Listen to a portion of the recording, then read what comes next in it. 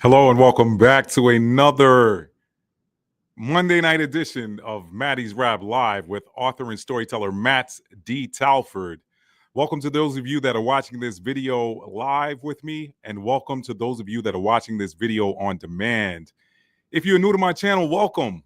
And if you are a returning subscriber, welcome back, welcome back. So, listen, I know a lot of you are super excited about tonight's topic, Jake Paul. Magician or prophet of Baal? We're going to talk about the biblical significance of Jake Paul's boxing career. Yeah, y'all. Yeah, this was a major download. You weren't ready for this. You were not ready for it. Heck, I wasn't ready for it. So y'all know how we do. What's up to you, Hot Shot? Let me say what's up to you. We got Hot Shot in the house, y'all. I'm going to get this thing on and popping with some royalty-free reggae music, and we're going to allow a few more people to join. And I'm super excited to share this topic with you all tonight. It's Scorpio season. And y'all know Scorpios go to the bottom of the well to find out the truth. We're going to pull it up, all right? But not until we take a little break, all right? Let me give y'all some royalty-free reggae music, and we're going to get this thing on and popping, all right? You're watching Maddie's Rap with author and storyteller Matt D. Talford. Stay tuned. Stay tuned, y'all. Let me get it up on the screen here, and we're gonna get this thing on and crack a lacking. All right, here we go.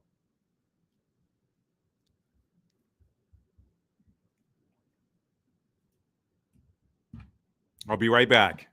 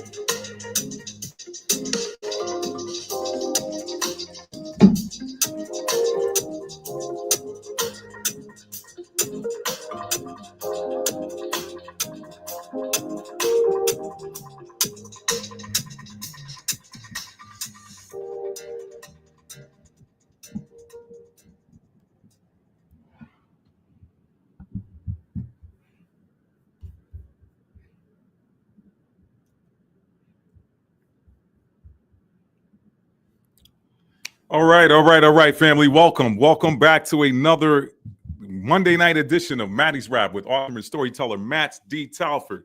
If you are new to my channel, welcome. And if you are a returning subscriber, y'all, I'm trying to get that light right. I don't know how I want it. This camera's funny.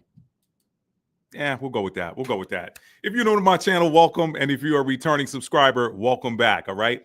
We got 4 people in the chat. That's enough for me to get started. I realize that y'all are used to me getting started a little bit earlier. A little bit later.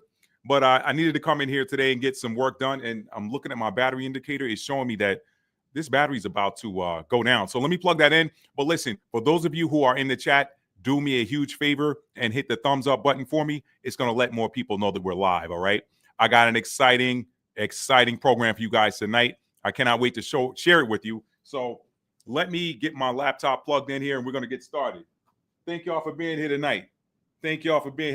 Now, what's up, Lady Dagger Status? How you doing tonight?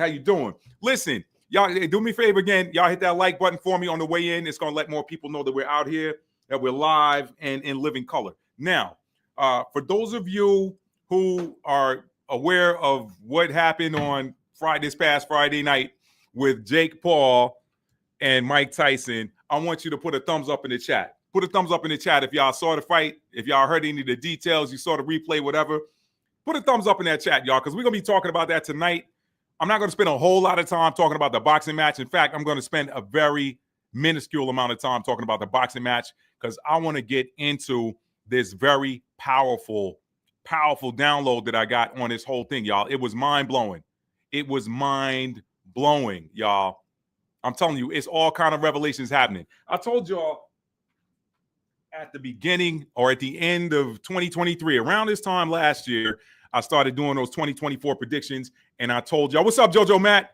He said, but it was boo-boo. Yeah, it was. But we're going to talk about that. Do me a favor again. I'm getting more and more people coming in. As you come in the door, please hit that thumbs up button for me. It's going to let more people know that we're live and in living color. Now, let me get my notes out. And I've been doing these notes off the screen, y'all. So I'm going to keep that up because that's been working for me. So let me get in here, y'all. Jake Paul, is he a magician or is he a prophet of Baal? All right. So let me get back over here.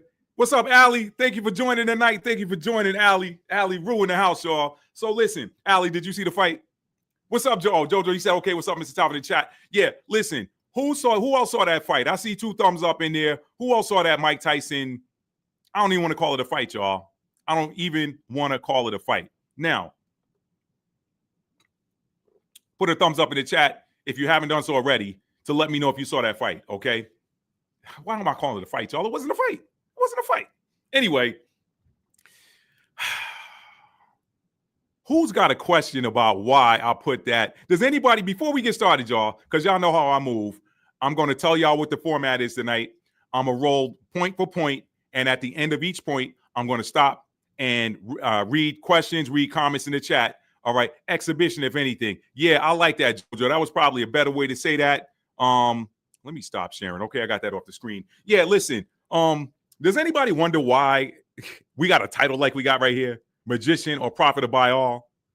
And the biblical significance of Jake Paul's boxing career? Anybody got any questions about that? She said, no, she went to sleep while it was buffering. Allie, was it that bad? Oh, my goodness. I heard a lot of people saying that fight like kind of crashed some of Netflix's servers because I got in there early and started watching the undercards. So I was already in. I was already plugged in. And y'all know how these things work. Like when you're trying to attach to these networks to see these different things they're showing, it's almost like the old days of the telephone with the operator plugging in different connections and stuff like that. Once your connection is made, you're in there until you drop it. 67 million people saw it.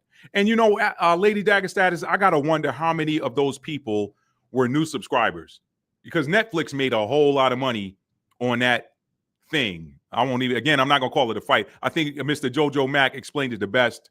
Exhibition is probably the best thing to call that. So let me get some of this light out of my eye, y'all, because I don't want to start red eyeing too early. But anyway, I don't see any questions about why this is titled the way it is. So let me get right into it. Listen, if you're new and you're coming in, welcome. I'm happy to have you here. To my returning subscribers, my regular live family, thank y'all for being here. I know y'all could be anywhere right now, but you're here. And the other thing is, I wanted to come in here early because I know some of y'all like to watch Monday Night Football and that kind of thing like that. Y'all know I don't really care about Monday Night Football that much though either. So I just wanted to come in here and do this today at 6:30. I wanted to do this last night. I'm glad I did it. Let me say this. Let me make one important announcement before we get into the content. Patreon is now active. Patreon, no, I do not want to install updates right now. Thank you. Patreon is now active. And guess what, y'all? The reason why I was a little bit late getting started, shout out to you, Hot Shot, you were the first one in the room. The reason I was a little bit late getting started, just a few minutes, is that I was wrapping up a recording for Patreon, for my Patreon members. I did a natal chart analysis of Jake Paul's birth chart, which is very, very, very eye-opening and explains why he moves the way he does, okay? You can see that on my Patreon, so y'all check that out if you're interested after this video's over. But we want to get into this content right now. So let me go ahead and get started. Let me give y'all the playbook, and we're going to run it down, okay? So y'all know what I do over here. I'm going to start with some scripture, all right? And I'm also going to look at the meaning of Jake Paul's name. I'm going to take a look at the meaning of his name. And at the end, let me see. What I got here, y'all? What I got here? Yeah. Okay, I already made that announcement. I'll make it again at the end. I did do a natal chart analysis of Mr. Paul's birth chart, and I didn't do like a deep dive. I didn't do a deep dive like I do for my private customers, my private coaching, life coaching customers that want the astrological life coaching. This was just a high level showing you the relative placements in his chart that make him move the way he moves. Okay. That's over on Patreon. Y'all can go over there and check that out. That is patreon.com/Matt D. Talford, if I'm not mistaken. Let me double check. Yeah. Let me double check, y'all. Let me double check. All right. Because I'm new on patreon.com/Matt D. Talford. So y'all can check that out if you want. Go ahead and join that Patreon for a low price. And I'm telling you what's happening, y'all. So I have not moved everything over yet, but by this time tomorrow, all of my astrology content will be over on Patreon. And the beauty is you have access to that full library. Anytime I upload new content with regards to astrology, I'm gonna start doing a little bit of relationship stuff. I got some relationship stuff on my page, on my channel now. I'm moving all of that stuff over to Patreon. So I told y'all, listen, not the North Node, Pluto is finally leaving the sign of Capricorn, y'all. And a lot of us that have been under this heavy thumb and learning these different lessons that we came here to learn and doing this intense transformation, because Pluto's about transformation. If you in the sign, if you got Capricorn, Cancer, Aries, or Libra energy, y'all, we finally catching a break. Finally. And y'all can see it. I'm moving with it. So anyway, let me get on into it because I'm rambling here, and I know y'all ready to hear these jewels I got for y'all. Okay. So let me begin. Let me begin by telling y'all how I came about this, or at least how I think I came about it. Put a thumbs up in the chat or just a hand emoji if you guys saw the on-demand video I posted. When was that? When was that full moon in Taurus, y'all? Friday. Y'all put a thumbs up in the chat if you saw that video, because I did a video explaining what you're really supposed to be doing during the full moon. And a lot of astrologers, a lot of spiritual teachers, they say, hey, you should be using the full moon for releases. And then I explained to you guys that's not really the case. You're supposed to be doing something different. Well, I did just that.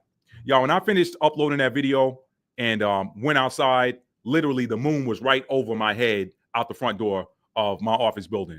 I went out and I saw it and I'm like, okay, that's not random. Like, I wasn't looking for that. So what I did was I said, you know what? People have always told me, Matt, you give great advice. Sometimes you don't always follow the advice you're giving. That was in my earlier years. I've heard that enough to get better about it. So what I did was I did my own full moon thing that I told y'all to do. And that was to express gratitude for the reception or the receiving of abundance, receiving of the fruits of the house that Taurus was sitting in my chart, because that was a full moon in Taurus. For me, I got Taurus in the 8th house. The 8th house is the house of transformation. But because it's ruled by Scorpio, it is also the house of revelations. Things get revealed in Scorpio energy. When you're talking about 8th house energy, we get divine revelations as well. So transformation, revelations, divine insights. Okay, y'all. Right after I got done giving thanks to the Most High for receiving divine insight, with regards to things that are of Taurian nature or whatever, because Taurus is in the 8th house. So Taurus energy is about abundance. So giving thanks, expressing thanks for the abundance of new insight. Y'all, I went to bed, got up the next morning, and this download hit me like boom. So now, I know that was a long introduction. I'm going to give it to y'all. Here we go. We're going to start with scripture first because this is very relevant. Let me open it up, y'all. Let's not belabor this thing anymore. Y'all know how we do over here. Thank y'all for being here, by the way. Got a lot of thumbs up there. So y'all, thank y'all for watching that video. Thank you. Thank you, because hopefully that gave you guys some insight. A lot of people talk about the moon and working with it, and a lot of people still think somehow that's evil. But if you watch that video, you did see that I had scriptural references in there to things that people are supposed to do during the new moon. Okay?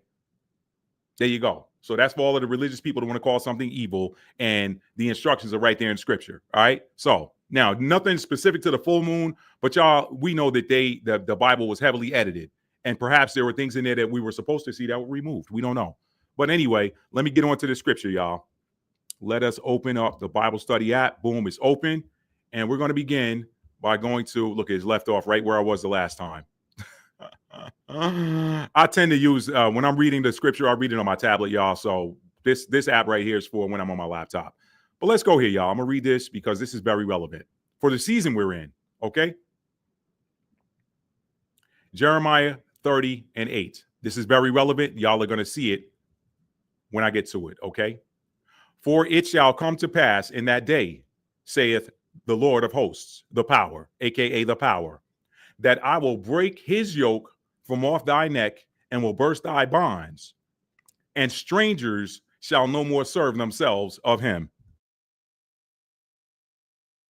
Pardon me, y'all. I'm going to read that one more time. Jeremiah 30:8. For it shall come to pass in that day, saith the power. What day? I believe it's the day we're in right now. I believe it's the day we're in right now. And I ain't talking about like between the rest of, what time is it? 6:53 Eastern to midnight. Y'all know that that's talking about this season. When you see that day in the scripture, it typically refers to a season. So you can look at that as, for it shall come to pass in that season, saith the power, that I will break his yoke. The his is clarified in the next sentence. Break his yoke from off thy neck and will burst thy bonds, and strangers, the his is strangers.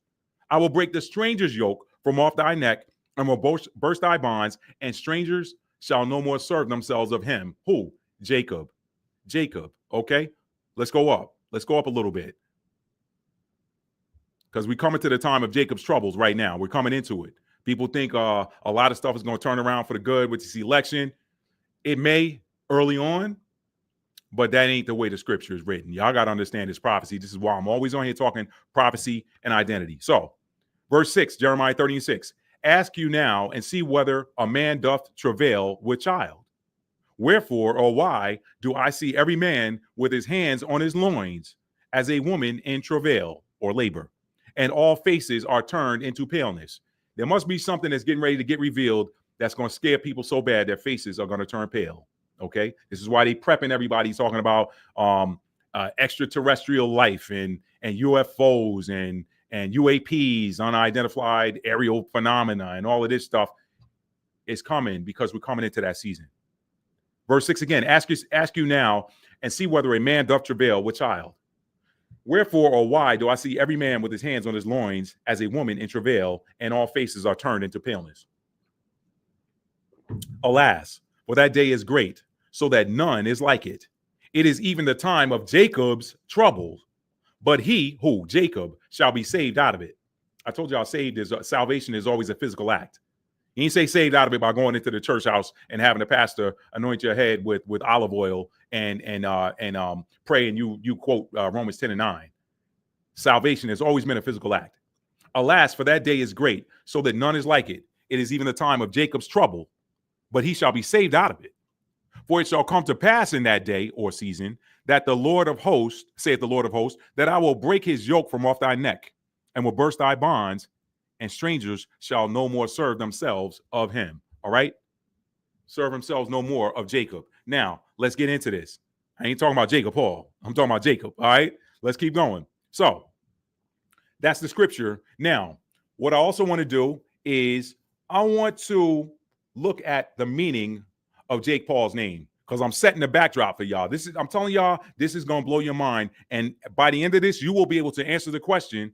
And I'm gonna have y'all do it in the chat by the end of this. By the end of this content, I'm gonna have y'all answer in the chat whether you feel like Jake is a magician or is he something a little bit more sinister, perhaps, that he doesn't know. Let me say that. I don't think he knows, but what movie have I been telling y'all to watch for the last few months? If somebody wants to put it in the chat, put it in there. I ain't gonna wait because I don't want to slow it down. I'm gonna say it, but if you see it, if I haven't gotten it out by now and you want to type it in there, rapid fire and hit that return button, do it. What channel have I been asking y'all?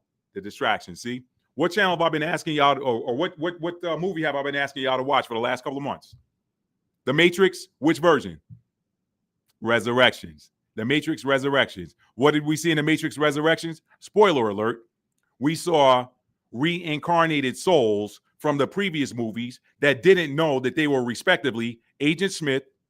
They didn't know respectively that they were Trinity. They didn't know respectively that they were Neo. Remember, Neo and Trinity were lovers. They were eternal lovers from lifetime to lifetime. But what happens? They didn't know who they were. Neo encounters Trinity in Matrix Resurrections and realizes something oddly familiar about her. And he's giving Chaser a little bit. She's giving Runner a little bit. But as time goes on, she starts to remember fragments and then she puts it together. All right. As time goes on, Agent Smith remembers fragments and then boom, it hits him who he is. And then he proceeds to do the work that he has always done. So in that same token, does Jake know he's a prophet of Baal? Probably not. I mean, he's 27. He's just now coming up on his first Saturn return. So, I mean, what do we know at 27, right? What do we know? We ain't know anything. We still wet behind the ears, as they say. You know what I mean? You don't really start getting serious about your life till you turn 30. And then you look back in your 20s and be like, what did I do in my 20s? Why did I waste all that time? That's most of us, okay? I speak for myself. I don't know if I'm speaking for you. But anyway, so does he know he's a prophet of Baal? No. But the proof is in the pudding, and I'm going to show it to you. So I've read that scripture for you, the time of Jacob's troubles, but he shall be saved out of it. And in that day, saith the Lord of hosts, it will come to pass that I will break his yoke from off thy neck and burst his bonds, and strangers will no more serve themselves of him. Strangers are serving themselves of who? Jacob.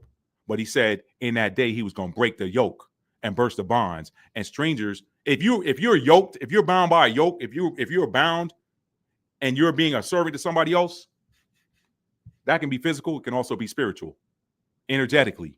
It's been happening energetically for a long time. Who was Jacob? Who was Jacob? Prophecy and identity.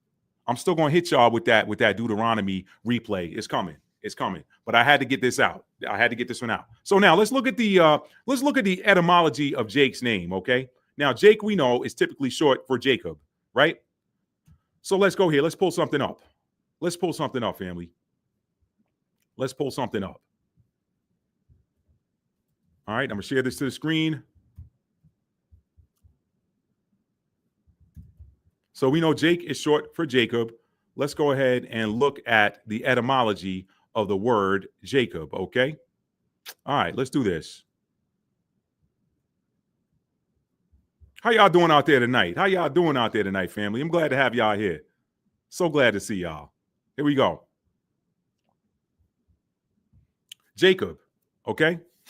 Masculine proper name, Old Testament patriarch, son of Isaac and Rebekah, and father of the founders of the 12 tribes. From late Latin, Iokobos. From Greek, Iokobos. From Hebrew, Yaakov. Literally meaning one that takes by the heel.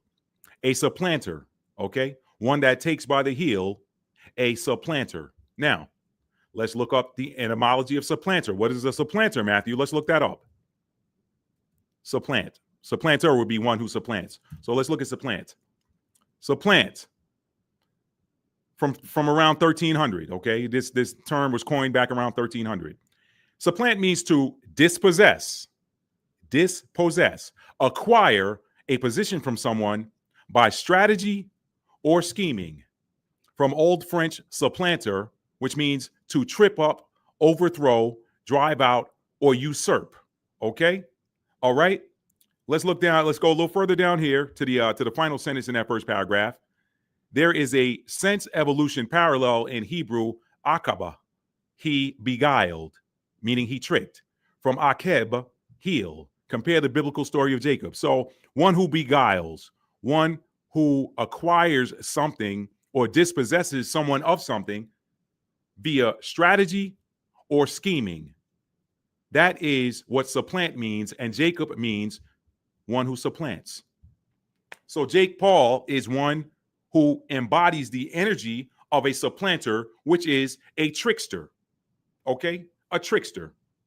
I originally labeled this video Jake Paul, a trickster or prophet of Baal. I might go back and change that title by the time this video. You know what? I'm gonna change it right now. I'm gonna change it right now. Why not? Why not? I'm doing it just because I can.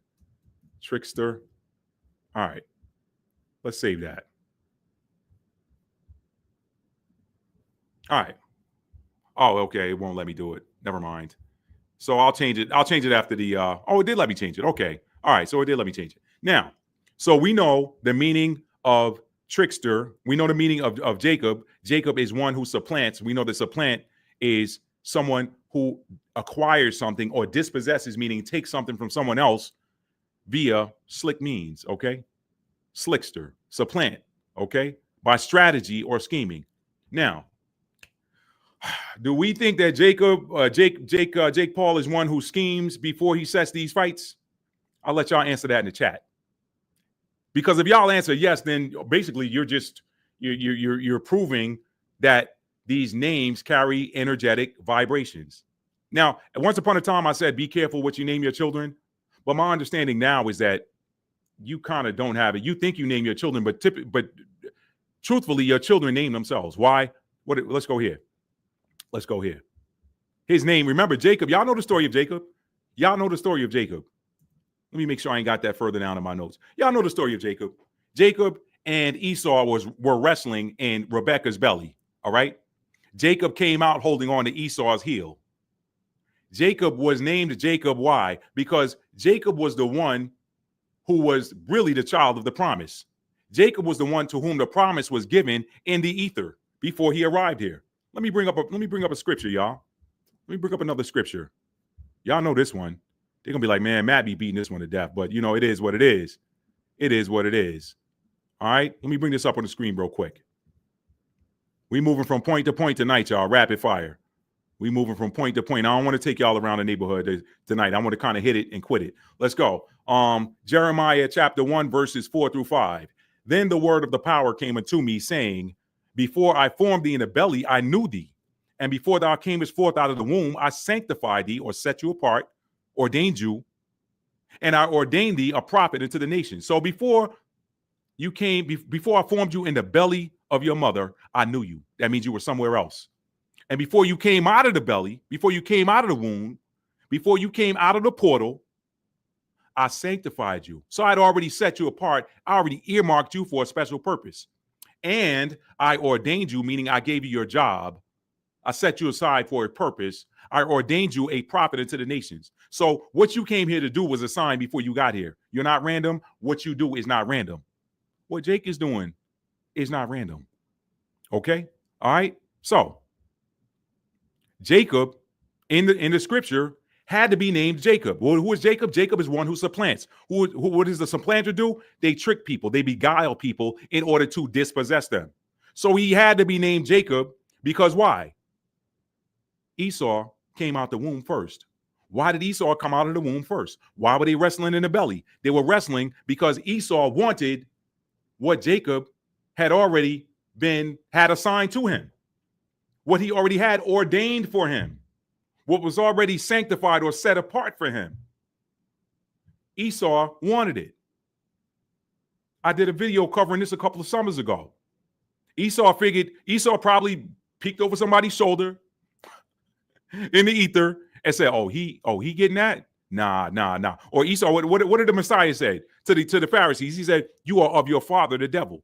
So he already knew them before he even showed up, before he ever met them. He already knew what type of energy they were. He said, you ain't me and mine. You of your father, the devil. So guess what? Perhaps Esau was of his father, the devil, Perhaps Esau emanated from the low vibrational frequency band in the universe and decided he wanted to steal what was Jacob's. This stuff goes back to the Garden of Eden. Why do you think there was deception in the Garden of Eden? Somebody wanted something that wasn't never set up for them anyway. Okay? All right? I'm going off the rails a little bit. I just told y'all I wasn't going. This is why I got to keep my mouth shut. Because every time I say I'm gonna not do something, the Most High make me do it anyway. All right? So here we go. We're around the neighborhood, but I'm coming back. So y'all know the story. Esau came out first. Why? Because he wanted something that wasn't his. Now, in the eyes of man, this is why I tell y'all, man, be not conformed to this world, but be transformed by the renewing of your mind. We went over that a couple of lives ago. The world says the firstborn is supposed to get the birthright from the daddy. The firstborn is supposed to get the blessing from the daddy. The firstborn is the one upon whom all of these different things are bestowed. That's in the eyes of man. But guess what?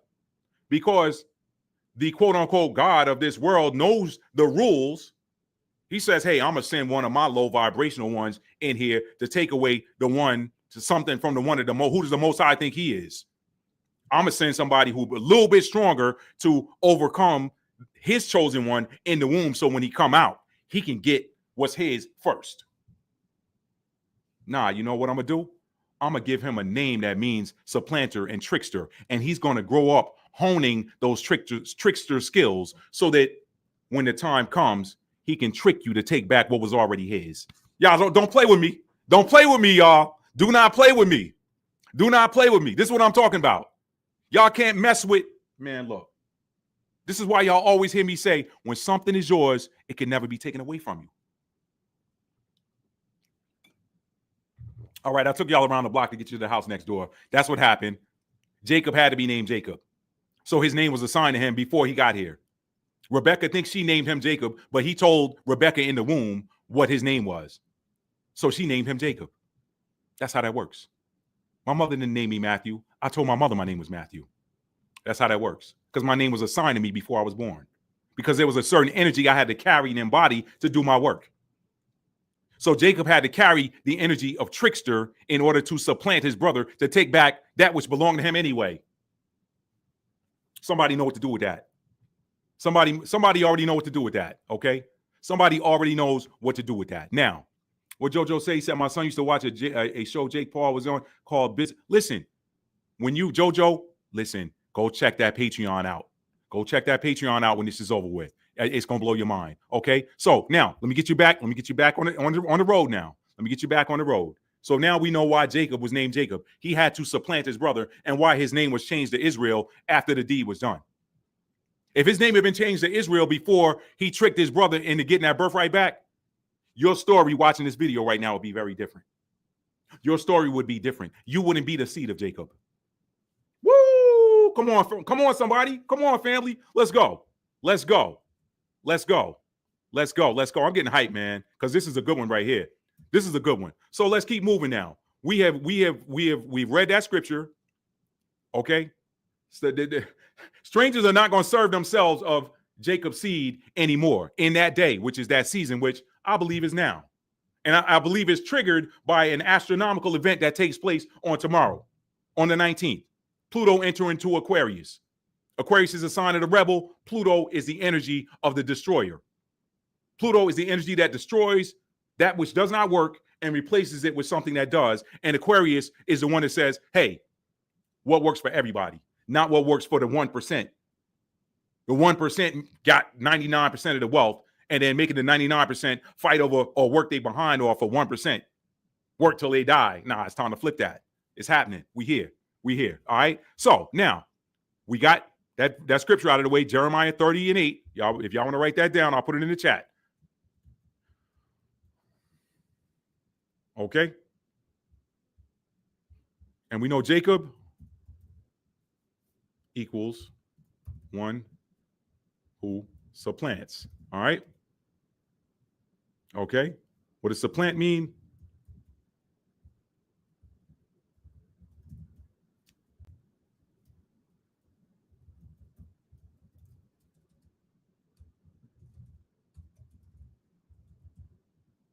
All right, we got it. Okay. All right. Put it in the chat for y'all. Those of y'all that want to copy paste, make notes, whatever you want to do. Let's keep it moving. Now, Now we're going to look at the magic that was on full display for those who have eyes to see and ears to hear on Friday, 11/15/2024. Y'all, please don't mind my head. I got this hat on because I need to get my hair rebraided. So please don't pay me no attention there. Now, Friday, 11/15/2024. I'm not even gonna hold y'all because I want to keep this thing progressing. There's some numerology that goes with that. There's some numerology. That's the first thing that jumped into my head as I was receiving this download. All right, I'm chatting tonight, y'all. This like me being at the chalkboard in school. I'm a chat right here. All right, I'm gonna be typing in the chat now. Y'all be in the chat. I'm gonna get in the chat with y'all tonight, fam. I'm gonna get in the chat with y'all tonight. Now, first of all, let me ask y'all a question. All right, equals what? Somebody put that numerological. I'm gonna see who my numerology students are out here. Somebody put that numerological reduction into that. And you know what? Let me move that. Let me switch that. Let me delete that comment. Let me do that. Let me do this different. Okay. Last Friday was 11/15. Somebody do a numerological reduction on that for me. Somebody do a numerological reduction. I'm gonna show y'all how these forces use the very same ethereal and energetic tool set that they tell you not to use. They use it for dark purposes. They don't want the children of the light to know it because guess what? Light always beats darkness. When you use that to gain knowledge, then guess what? Your knowledge destroys your knowledge. Being in the light, your knowledge destroys the very same thing that they do in the dark. That would be like a student of swordsmanship, a student first time in the sword dojo or whatever, first time learning fencing, picking up a sword. Okay, he's 3-4 years old, he can barely pick it up, hold it, whatever, trying to go up against somebody who is 29-30 years old holding a sword that's been studying it his whole life. That's the difference between the light and the dark. The tool is the same, the sword, but guess what? Somebody can only be so good with it, but they still can't match this master over here. That's why the dark does not want the light using the sword. What is the sword? The word of truth. This is why they always on here trying to ban people. This is why they always on here trying to censor people. This is why they trying to get you to shut your mouth. I told y'all before, they're afraid of you to use your voice, so they try to make you afraid to use your voice. Why? Because when you use your voice, light comes out. Light trumps darkness every time. All right. Somebody broke it down already for me. 8. Okay, good. Now, 8. Okay, so we got that 8. We're going to file that to the side. We know what that is. Now, that was the date, 11/15, the year. Y'all already know what that is. Put that in the chat, fam. Put that in the chat. Put that in the chat. Put that in the chat, fam. Let's go. They don't want y'all using the same tool set. They're scared of you knowing it. That's why they demonize all of this stuff. They use it, and then they demonize it. They put a narrative out there telling you it's evil, it's wicked, it's demonic. And by the way, speaking of wicked, while y'all doing that numerological reduction in the chat, okay? Speaking of the word wicked, do y'all see what they doing with this little show or cartoon thing? Thank you, Lady Dagger Status 8. Do y'all see what they doing with that?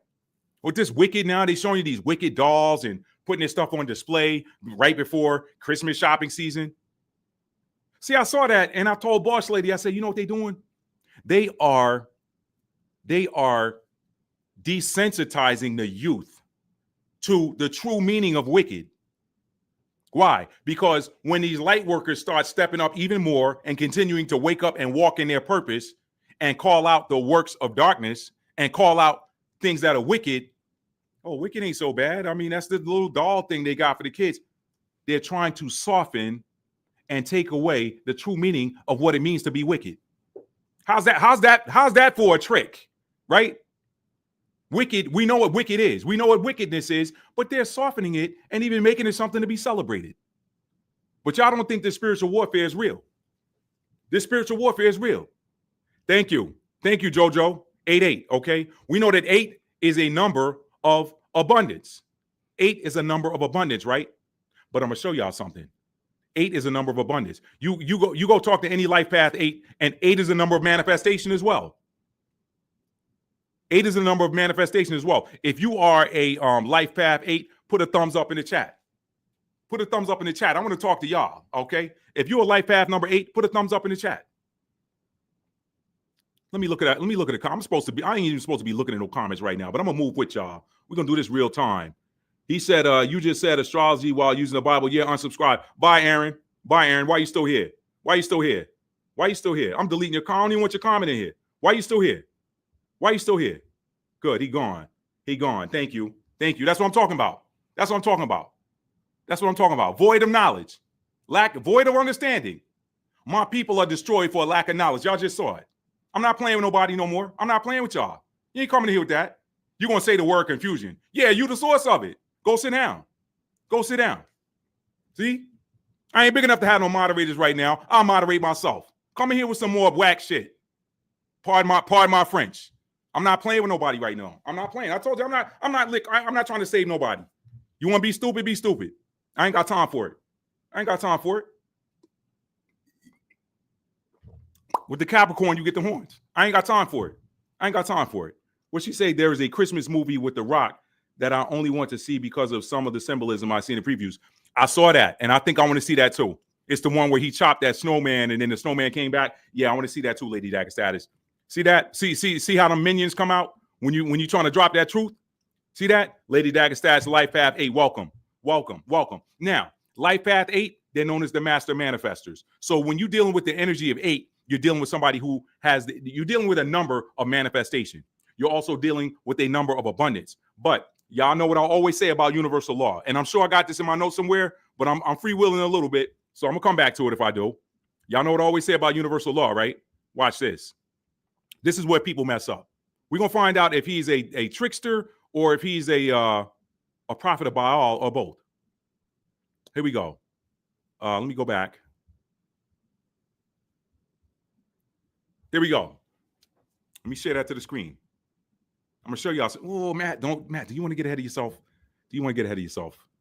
Let me see. Let me see if I got this in the notes. Hang on, y'all. Hang on. Let me see if I got this in the notes. Let me see if I got this in here.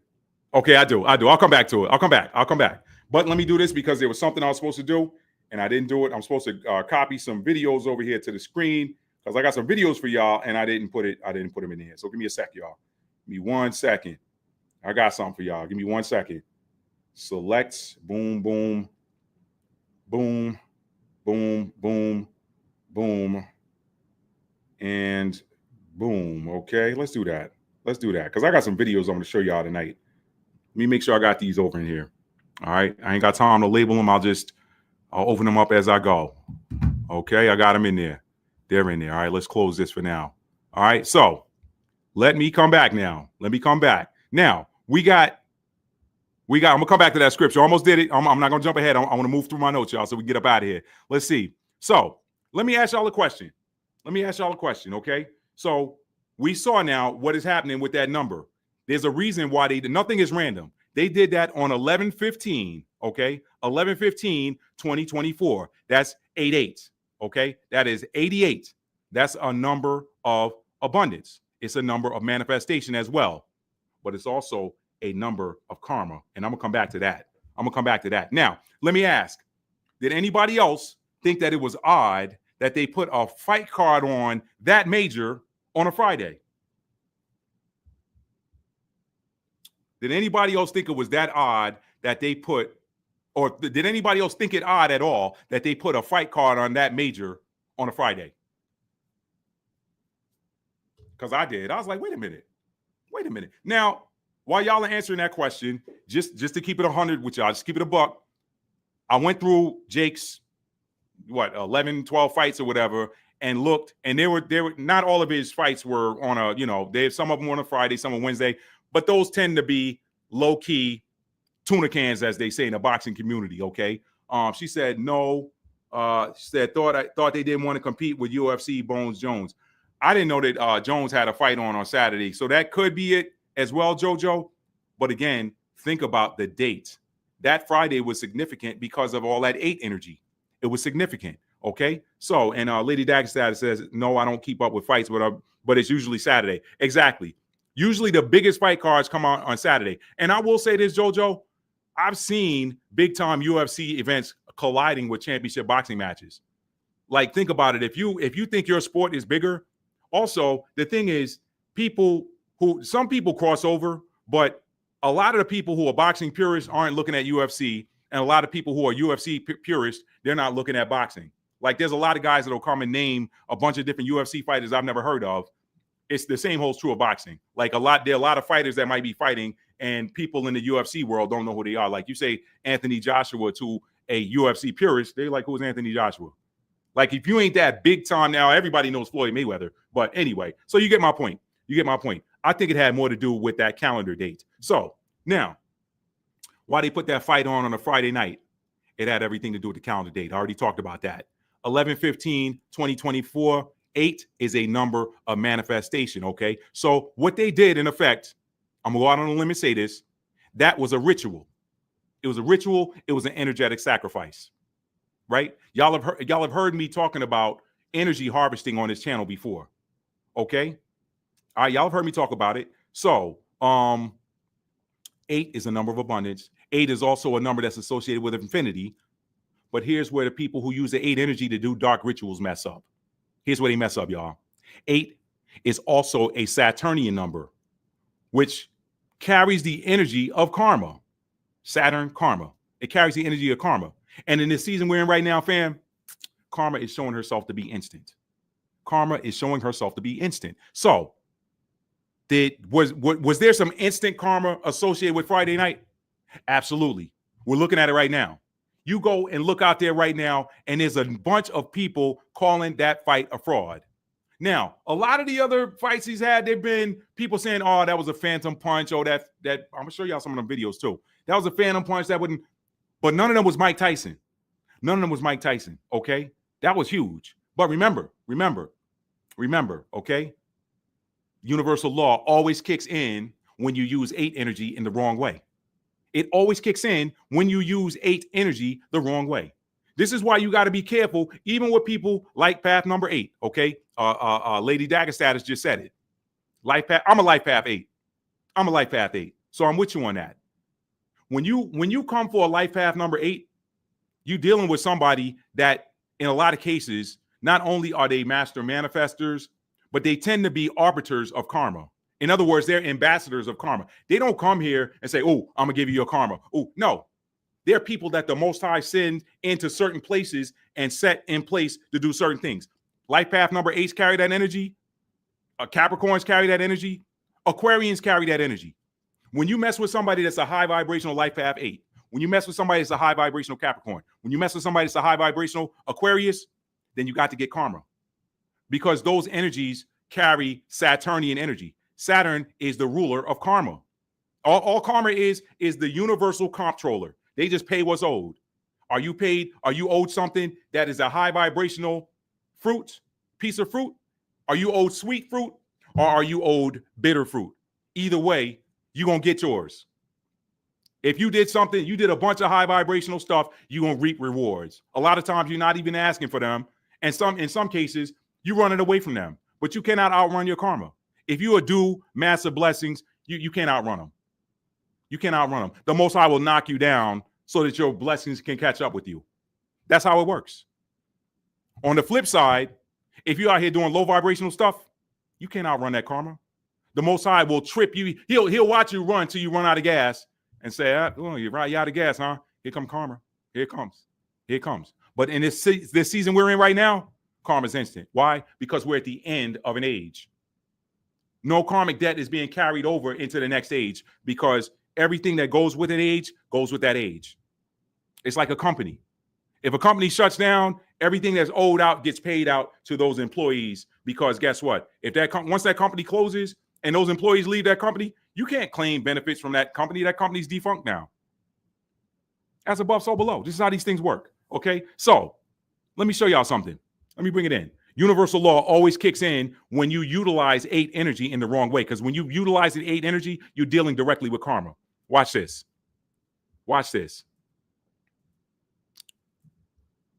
Okay, let me bring this up on the screen. The clown gonna come in here with that mess, man. Go sit down. Why do people like come in these different videos and then throw a rock? Like, this ain't your video. You could have just shut up and kept that to yourself. I don't care that. Listen, do y'all know how many videos I've tuned in on and didn't agree with them and just switched the video out? How hard is that?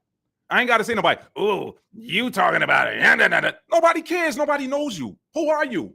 Nobody cares. Go talk to your little circle of friends that all of y'all talk about common interest. All right?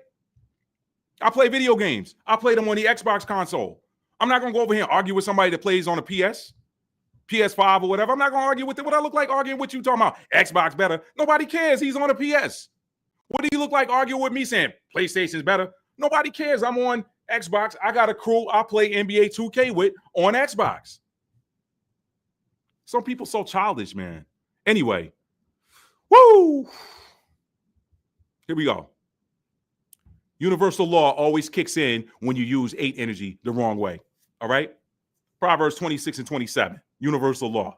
Whoso diggeth a pit shall fall therein, and he that rolleth the stone, it will return upon him.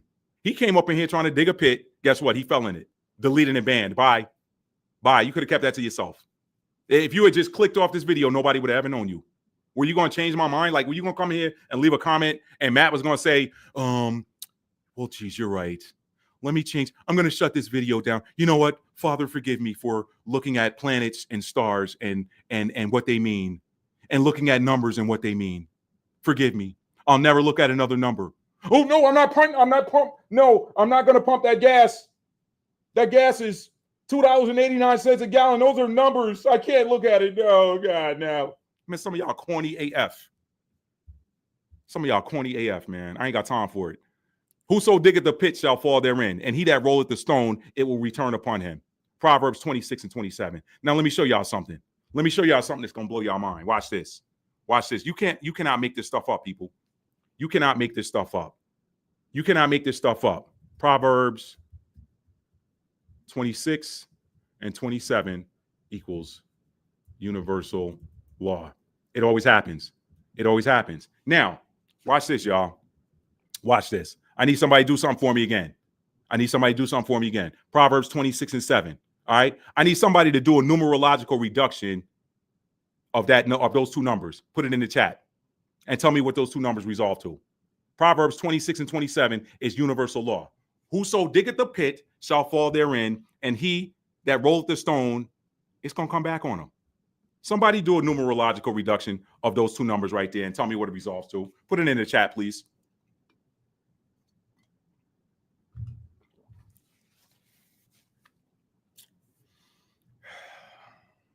Oh, there you go again. You see what's happening with that? Yeah, Lady Dagger status. You see what's happening? You can't make that stuff up. You cannot make that stuff up. You think that that's random or coincidence that Proverbs 26 and 27 talks about instant karma? Whoso rolleth the stone, it will roll again unto him. Whoso diggeth the pit shall fall therein. That's karma. That's infinity. Turn that 8 sideways. It's infinity. It's always going to happen. Y'all think I'll be making this stuff up, man, when I say this stuff is universal law. I don't even know how I know half this stuff. I don't even know it. Maybe it's that 0 degrees Capricorn. Maybe that's what it is. 0 degrees is the degree of Pisces. I heard some astrologer telling people, well, the 0 degrees isn't assigned to anything. Well, that's just not true. That's just not true. If 1 degrees of anything is a degree of Aries, then what comes before Aries? Pisces. What comes before 1? 0. Maybe it's that 0 degrees Capricorn. When Pisces energy just knows stuff. They don't know how they know it. Cancer energy just feels stuff. They don't know how they feel it. They don't know how they feel the energy of a place they're in. They don't know how they feel other people's energy. They just do. Scorpio don't even know how they see stuff. You hear a lot of Scorpios say, man, I can read that person like a book. They don't know how to read them. Nobody sat down and taught them. Here on page 5, it tells you how to read someone like a book. There's no books in the library that says how to read someone like a book. If there are, most Scorpios probably didn't read it. And to be honest with you, they don't need it. Yeah, that's a wow moment, Lady Dagger status. It blew my mind too. So now, let's go back to, I'll tell you that blows your mind. You cannot make this stuff up. Like the authors of the Bible, why did they put that universal law at Proverbs 26 and 27? But people tell you all the time, numerology, you talking about some devil stuff. I just showed it to you in the scriptures. So this ain't for rookies. If you're a rookie watching this and you don't like it, please click off. Don't get it. Don't embarrass yourself. Don't embarrass yourself. You're a yellow belt you're a white belt that came into a black belt dojo. These cats in here is throwing 2nd, 3rd, 4th, 5th degree black belts. Don't come in here with that. Just sit down and learn something. Ain't nobody trying to be mean. Just learn something. If this ain't what you want to learn, keep it moving. That ain't hard. Okay. Now, let's get back and look at Jake Paul's record. Let's see who he beat. And the one guy he didn't beat. Okay. Huh? The one guy who fought him in an exhibition. Somebody want to talk about that? He's much smaller than Jake. Somebody want to put in the chat who handled Jake, but it was an exhibition, even though Jake was like twice his size. Somebody want to put that in the chat? See, let me see who my boxing aficionados are. Somebody want to put in the chat who Jake Paul fought that's not on his record because it was an exhibition, but he handled him. He handled Jake. Somebody want to put that in the chat? We talking about. I'm getting down to the meat in just a minute, y'all. I gotta set the table before I can put the food on it.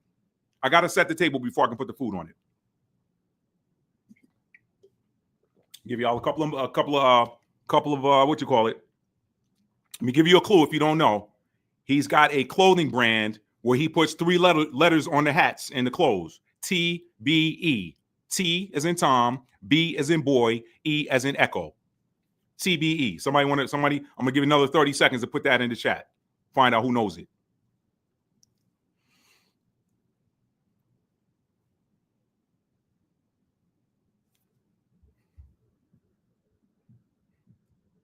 Give you another clue.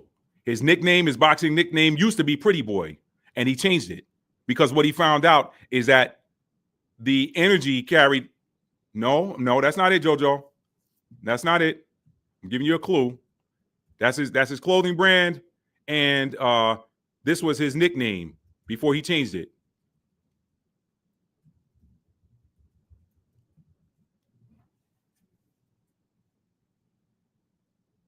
Yeah, he did. So yeah, you got Lady Dagger status. Y'all letting Lady Dagger status get all the coins. She over here with the Mario Brothers. Ba-ding, ba-ding, ba-ding, ba-ding. Y'all letting her get all the coins, man. Floyd Mayweather. He's the one guy. Y'all go back if you can find that fight on YouTube or somewhere. Jake Paul, big as he is, he fought Floyd Mayweather, and Mayweather pretty much handled him as small as he was. And Mayweather was trying to knock him out.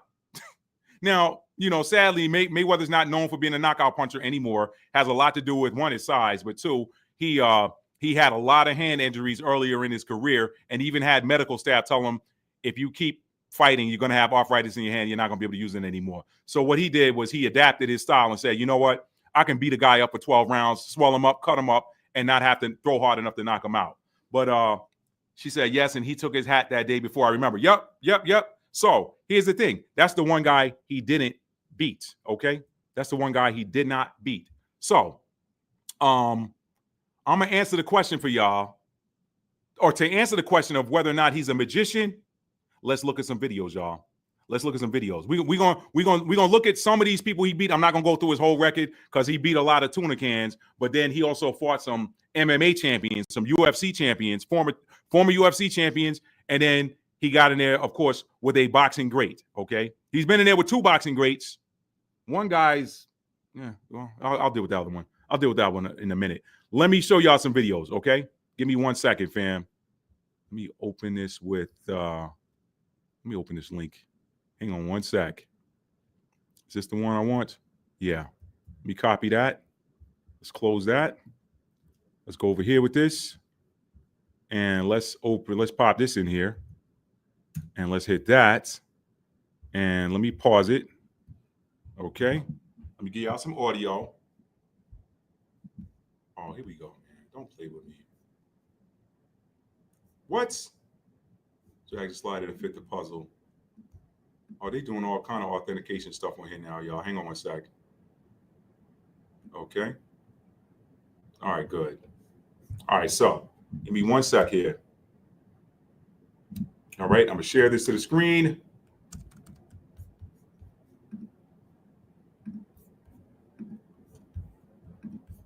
Here we go. Anderson Silva, y'all. Here we go. Uh-oh. Wait a second. Hold up. Now, y'all know he fought UFC legend Anderson Spider Silva.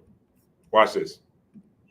The Jake Paul and Anderson Silva fight is rigged, and I'll tell you why. So Jake has had a bet with Anderson saying if he loses, he will fight Anderson in an MMA fight. We all know that ain't going to happen. But if Jake wins, he has to basically, Anderson and him have to come up with this thing so fighters get paid more. That's the more realistic thing that's going to happen. So in my opinion, why would Jake lose? It's got to be rigged for that to happen because, you know what I mean? Like, come on. Realistically, Jake should not beat Anderson Silva. But this makes it seem like it's very, very, very much rigged now for that to happen because Jake is never going to fight a UFC fight against one of the greatest, the greatest of all time. Let me know in the comments what you think about it. All right. So let me stop sharing for a minute. Anderson Spider Silva. Some of y'all on here talked about MMA. You know that, okay? You know who he was, who he is, one of the greatest to ever do it. If he won the fight, then Jake had to come and fight him in the octagon. But if he lost the fight, then he and Jake had to work together to get more pay for these UFC fighters. So Jake wins. Anderson and Jake fight together. They work together to get more pay for UFC fighters. That I mean, how much of a brain do you need? How much brain processing power do you need to figure that one out? Trickster energy or real fight? Okay. Next one. We're gonna find out if he's a magician, right? Next one. Hang on.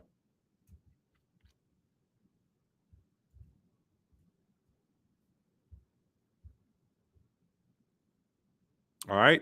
This is Taiwan. Well, you know what? Let me do this. Since we're talking about Anderson Silva, let me find that Anderson Silva fight. I just put a bunch of videos on here. Is that it? No, that's Woodley. Who is this? Hang on a sec, fam.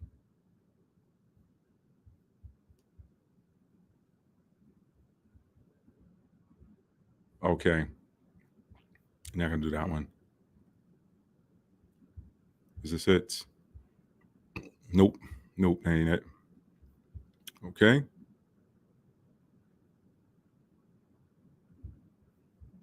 Nope, ain't it. Hang on, y'all. I'm coming. Hang on. Okay, here we go. Anderson.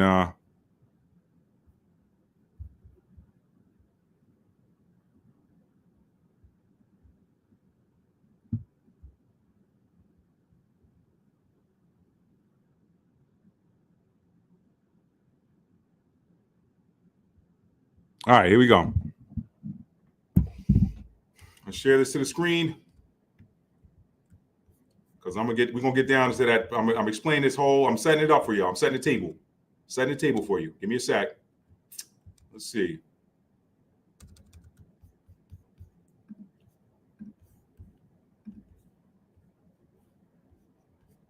Here's my quick time. Where you at? Here we go. All right, y'all pay attention to this. All right, here we go. The Jake Paul boxing matches have been super entertaining, but they are obviously rigged. And there is no better example of this than his last fight against Anderson Silva, where it's clear from this angle that his punch completely missed Silva, who took a dive and lost the fight on purpose. Jake Paul was zeroed in on getting that right hand in. And it came, ironically, not from long distance. It came as a short right hand, which might be a surprise in some respects. One last look.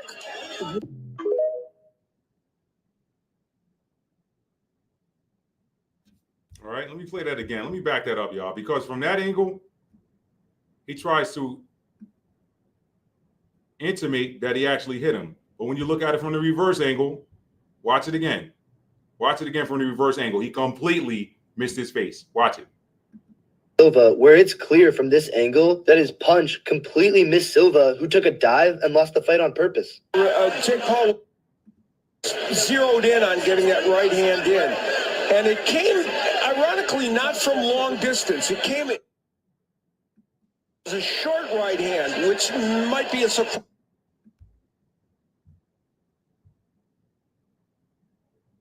Right there. Boom. Did he hit it? Did he land anything? Boom. Oh, man, you hit me. Good shot. Good shot, bro. Wow. What does Jacob mean? Supplanter. What does supplant mean?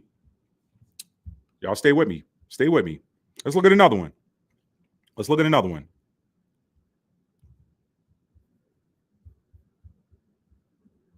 Copy this link. Let's put it here. Okay, Tyron Woodley. Tyron Woodley. Let's look at Tyron Woodley.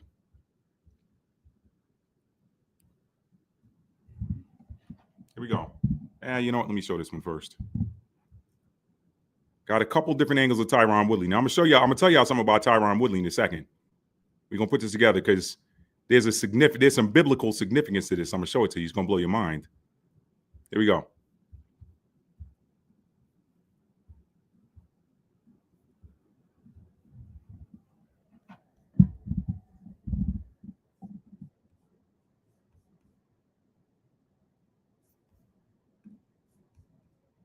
Proof that Woodley threw the fight. The signal to end the fight is palm up. The signal is to inform Woodley that the overhand right is coming. Boxers don't fix their gloves like this. They fix their gloves like this. But Woodley missed the signal in the 4th round. Overhand right swinging for a KO. Missed. But in round 6, Paul signals twice in a row, so Woodley doesn't miss it this time. Once. Twice. Overhand right for the KO. Okay. All right. We stop sharing. Exhibit A, Exhibit B. Let's go to Exhibit C, y'all. Let's go to Exhibit C.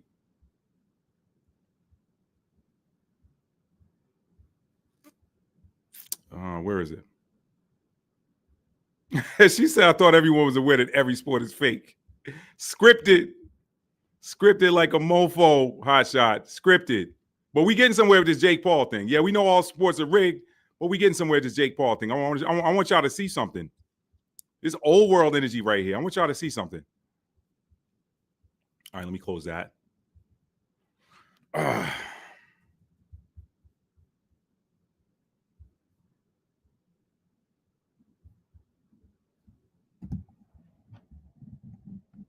Tyron Woodley, I want you to hear about this. Here we go. Bruh, you looking real sussy over there. Did you take the Fortnite card from me, bruh? Y'all see that? I'm gonna play it again. Look at his resume. Bruh, you Stuntman, actor, sports analyst, 5-time UFC champion. Now that's real, but he's an actor and a stuntman. A stuntman would know how to fall like that. A stuntman would know how to fall like that. Let me give you some more receipts. Now I'm gonna show you the clip I think he studied. But before I do that, let me show you a close up of this phantom. I ain't gonna say it's a phantom punch, but I'm gonna show y'all something about boxing and how hooks are really thrown in boxing. They're not like this. I promise you that.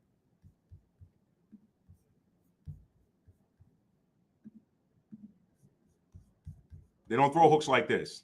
I don't know anybody that learned boxing that throws a hook like this. Let me show it to you. This shit's so fake. All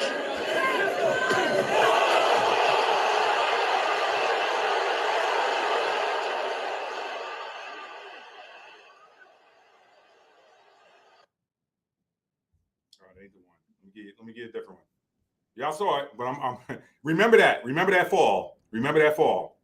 Because I'm gonna show y'all something. Remember that fall.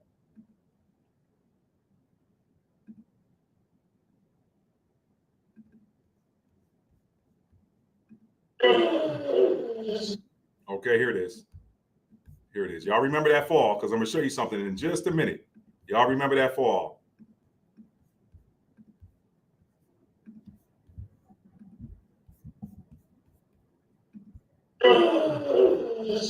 Nah. I need to see it. I need to see it ground level. Let me see. I see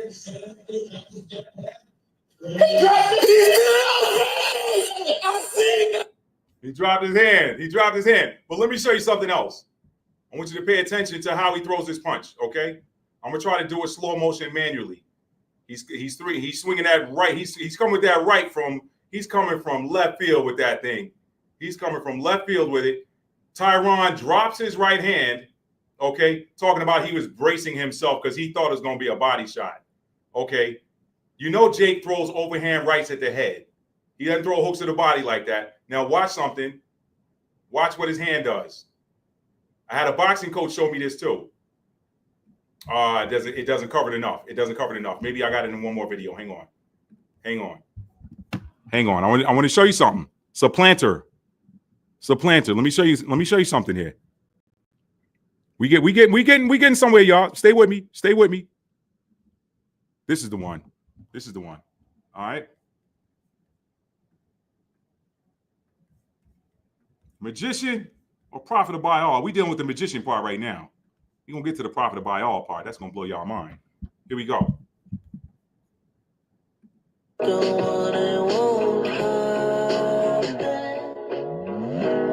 ain't hiding nothing from the internet. Y'all saw the punch, right? Let me see if they're going to show it again from another angle. Watch it. Oh, that's it. Let me go back. Now, let me just talk y'all through this. Watch his hand. When you're throwing a hook, you're supposed to lock your shoulder, your elbow, and your wrist, okay? Okay? Now watch what his wrist does. You see how his wrist spins off the side of his face? He didn't punch through the target. He slapped him with the backside of his glove, not the knuckle part. He slaps him with the backside of his glove, and then his glove spins off the face. His glove spins off the face. His glove spins off the face. When you're throwing a hook, when you're throwing a hook, you should throw it like this. Boom. Everything stays locked. You come all the way through the target. Watch an old Mike Tyson video. He comes here. He comes up. Bam! All the way through. That chin is usually on the shoulder when it's done. You don't knock somebody out with a punch like this. No, you got no power. Stuntman. Now let me show you the clip because he's an actor and a stuntman. Let me show you where I think this came from. Some of y'all saw this movie. I'm gonna show you where I think this came from. All right. Let me share this. Share this to the screen. All right, I'm gonna show you where I think this came from. Hotshot says she over it. Okay, let me show you where I think this came from, y'all. Y'all remember Rocky IV? Apollo talking that noise. Drago was like, let me show you what I do. The old washed up fighters. All right.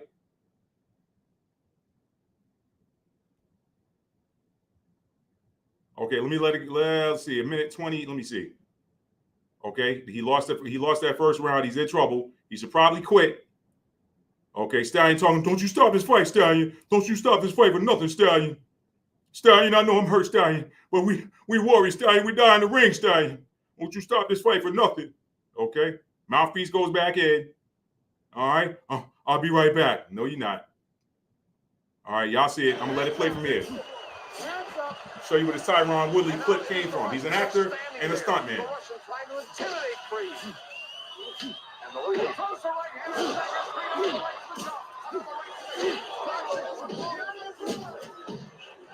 You know what? Let me pause it. Let me just pause it and get to it because I know how funky YouTube be acting sometimes. They be acting funky and stanky, y'all. So let me get to it. He's telling them to throw in the towel. There you go. He ain't listen. He's like, don't you throw in that towel, Stallion. I've never seen a power take so much punishment. Right here. Watch it. Watch the fall. Tyron Woodley, Jake Paul. Watch the fall. Tyron Woodley, Jake Paul, baby. Tyron Woodley, Jake Paul, same fall. Tyron Woodley, Jake Paul, same fall. Same fall. Y'all saw it. Face down, hands under him. Face down, hands under him, right there. Hang on. Face down, hands under him. I'm gonna show y'all the Tyron Woodley fall one more time, and then we're gonna move on. We're gonna move on because there's a reason why. There's a reason why. Let me show y'all this one more time, then we're gonna move on.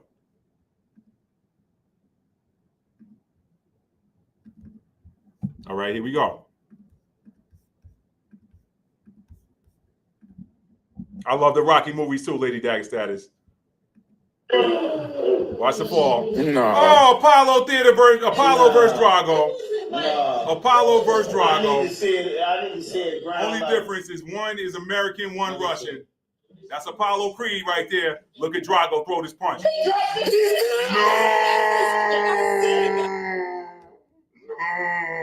Hands down. Hands down, y'all. Same thing. Actor, stuntman. A stuntman would know how to fall like that on his face without hurting himself, right? Most people would be scared they break their neck or something. A stuntman would know how to fall. Come on, y'all. What does Jacob mean? Supplant. What does supplant mean? Put it in the chat. All right? So let's move on. Let's move on, okay? So now we talked about the magician part. Y'all looked at the videos. What is magic about? I tell y'all this all the time, man. I did a video maybe 2 years ago now where what I said was in this video, the title of the video was How to Diffuse Sorcery. How to Diffuse Sorcery. What is sorcery? Sorcery is the combination of spells, things we hear, and illusions, things we see, okay? The magician makes his money on the ability to trick your eyes. He's going to tell you some stuff while he's showing you the trick. It's all sorcery. No, it's not hurting. It's not harming anybody. He's just putting on a show. He's not harming anybody. There's some dark magicians out there too, but there's entertainment magicians. They showing you stuff and telling you stuff, talking to you to distract you so you don't see the trick. But the minute somebody comes along and exposes the trick, the magician now, he got to pull up. He got to pull up and go move to another city to do his tricks. Ain't nobody buying it anymore, okay? So you just saw there the supplanter in full action. Why is he doing it? Because his name carries the energy of one who supplants. You can't make this stuff up, y'all, okay? So now, is he a magician? Yes, but guess what? His trick was exposed. They did a ritual on 8/8. I'm gonna show you the darker side of this now. Because now this is where we're getting down into the meat of it, y'all. I'm gonna show you the darker side of it. So to answer the question of whether or not he's a prophet of Baal, I'm gonna show y'all Baal in just a second. Let's look up some relative words in the Bible Concordance and the online etymology dictionary. All right. So let's get into the meat now. This is what y'all are waiting on. The undercards are over. Here go the main event. Here go the main event. Let's look up some words, okay, in the concordance. I got it open right here. We're gonna look up bull, bullock, and ox. Okay, bull, bullock, and ox. Let's look that up. Why are we looking up bull, bullock, and ox, Matt? I'll show y'all. Show y'all some images of Baal or what it represents, okay? Let me show y'all. Let me bring this up.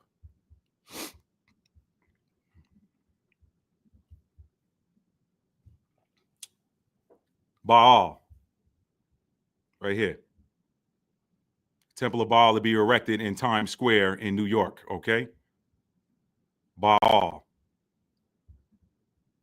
That's not it, but Baal right there. Bull horns, the bull, okay? The bull, the bull. Let me bring this up. Canaan, Baal. See that? See that? See that? That's Times Square right there. That's Times Square. Somebody want to put in the chat what Baal sounds like? That you see here on the screen? What it carries a similar vibration to? Somebody want to put that in the chat? Somebody want to put that in the chat? What does Baal sound like? Somebody want to put that in the chat? What image did I just show y'all on the screen? Somebody put in the chat what that is. What that is. It's a similar sound vibration. I told y'all everything is about vibration. Everything is about vibration, especially names, because they're sounds. Everything's about vibration. Somebody put that in the chat for me.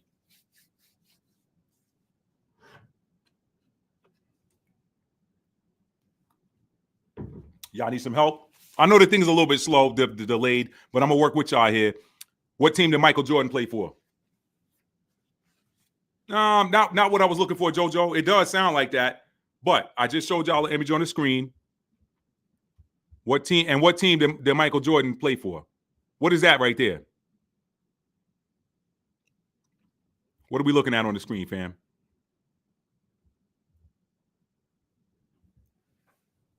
Yeah, there we go. There we go. There we go. There we go. Bull. Bull. Ba. All. When you say it together fast, it sounds just like bull. All right? So now that's why we're going to look this up in the concordance. Let's go there. Let's go there. All right?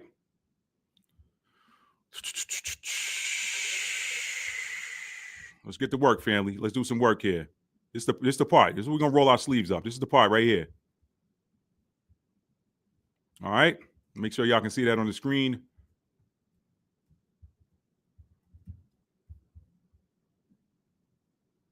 All right. Bull.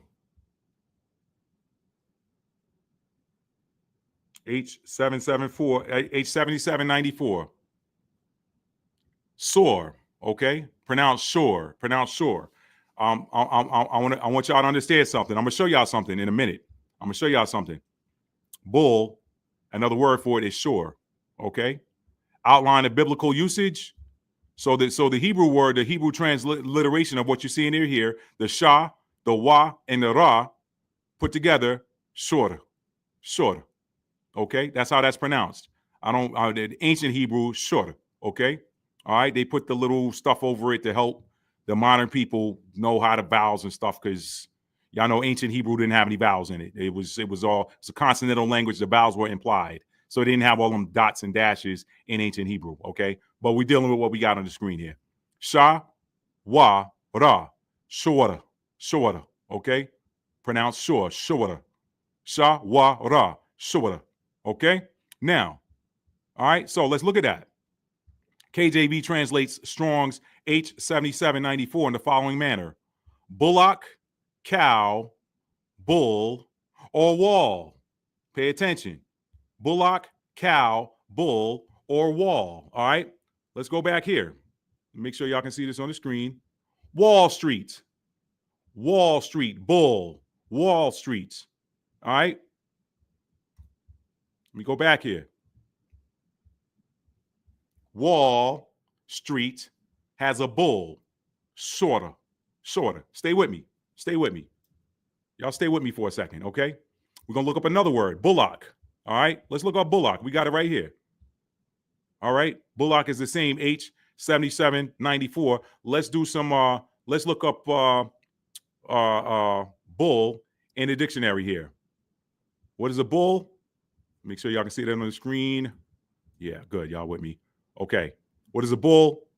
A male animal of the cow family. So a bull is a male cow. Now, bullock is another of that word, shorter. Okay? Bullock. A bullock is a young bull that has been castrated. It's a young bull that's been castrated. So a lot of times when they did their sacrifices in the Bible, they sacrificed castrated young bulls. Why do you have to castrate that bull when he's young? Because if you don't, when he grows up and he got them bad boys hanging, he's going to be hard to deal with, right? He's going to be hard to deal with. All right, so we looked up bull. We looked up bullock. Let's look up bullock. We looked up bullock, right? Didn't we? Where is it? Yeah, we looked up bullock, okay? So now let's look up. I'm going to show y'all something. This is mind-blowing, y'all. Let's look up ox.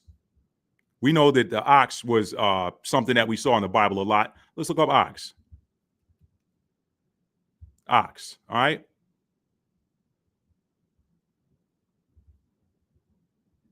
Hang on a second. That ain't what I want. What are we doing here? Hang on, fam. Hang on. Word search. Ox. KJV. Bullock. Strong's. Ox. Maybe it's oxen.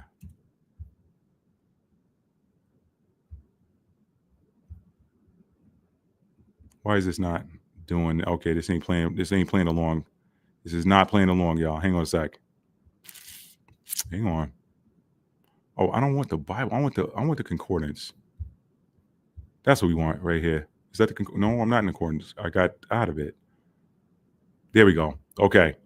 Ox. We looked up bull. We looked up bullock. Let's look up ox now. Ox, same thing. H7794.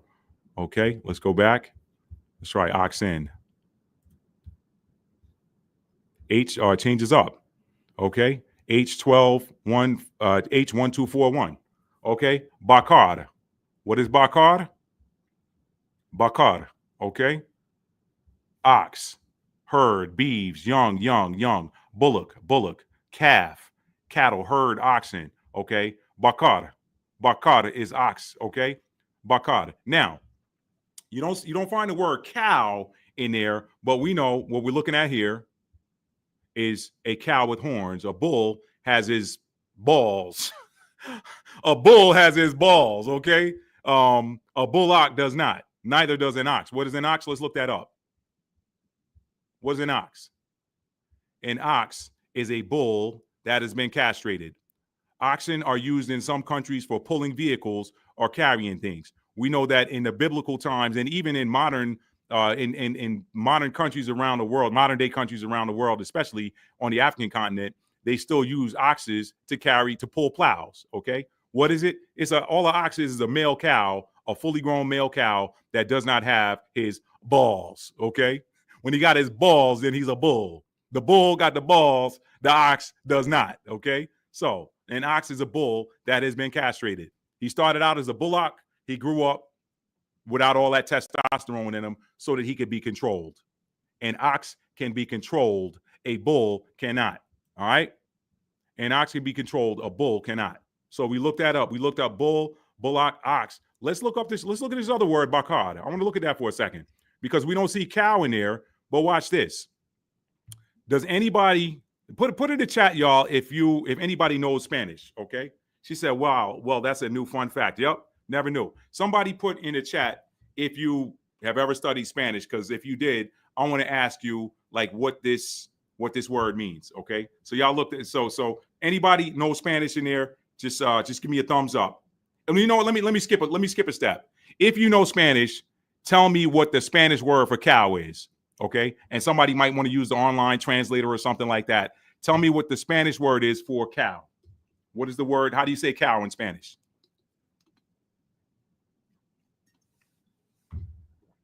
I'll wait for it. I'll wait.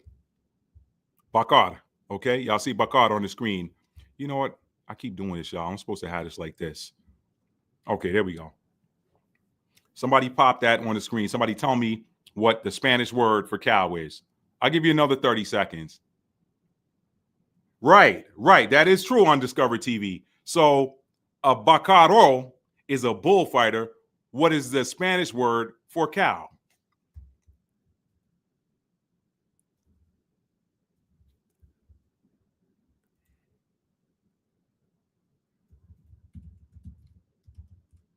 Tell you what I'll do. I'll bring it up on the screen. Hang on. We'll make this easy so I can keep it moving because I know there's a little bit of a delay. So we'll bring this up on the screen. I'll come back to this. All right, let's go English to Spanish. All right. Let me see if somebody answered it first. Nope. But you're right on that. That is a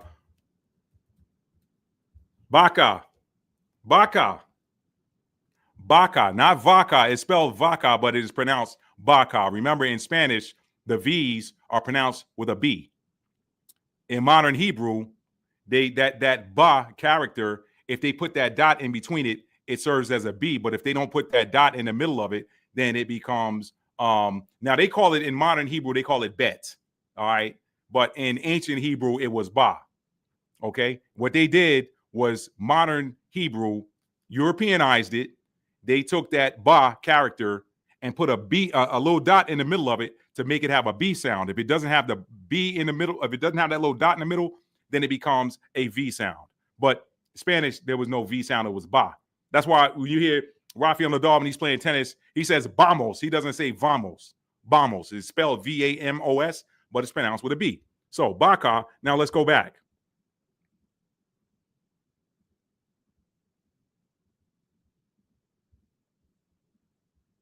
Bakar. Bakar. All right? Bakar. Ox. Cattle, herd, oxen. Y'all see this? We putting it all together. We putting it together. All right? Just want to do a little lesson today. She said I didn't take Spanish long. Okay. It says Bakar. That's correct. That's correct. It's pronounced Bakar, which is actually the Hebrew word for cow, bakar. Bakar, okay? Or ox. What is an ox? An ox is a male cow that has been castrated. A male cow is a bull, okay? When you come over here, bull, Baal. Same energy. Bull, Baal. All right? Let me go back to my notes. All right? So we understand the similarity between the Spanish word baka and the Hebrew word bakar, okay? Now, let's look up something here. Hang on one sec. Let me do this. Let me stop sharing for just a minute. Let's see, where is it?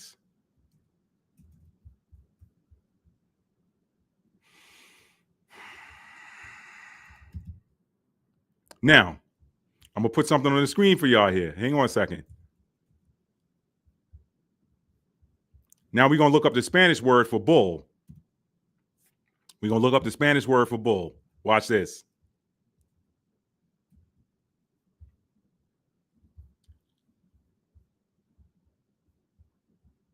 All right. English word bull, the Spanish equivalent is toro. Toro. Toro sounds like Taurus. What is the image? What is the animal for Taurus? It is the bull. Second house, that's Taurus. Second house is the house of material possessions, money, land acquisitions, any type of acquisitions, okay? Valuables. That is the second house, okay? I can show y'all another. I ain't gonna go there. I'll save that for another lesson. Okay? Where your treasure is, there will your heart be also. Your treasure lies in the second house. So whatever sign you got in the second house, that's typically where your heart is. That's too much for some people. That went over some people's head, okay? Whatever you got in the second house, you tend to have an affinity for it. That's where your treasure is, there your heart lies also. This is why we love the things that are associated with the energy that we have in our second house sign. Y'all, you cannot make this stuff up. You cannot make this stuff up, y'all. You cannot make it up, okay? All right, now, let me stop sharing for a minute. Toro, all right? Let me go back to my notes. So, now, etymology of Taurus, it backtraces to an Ethiopian word, sword, okay? Let me do that. Etymology of Taurus. Let me bring up the etymology online dictionary here.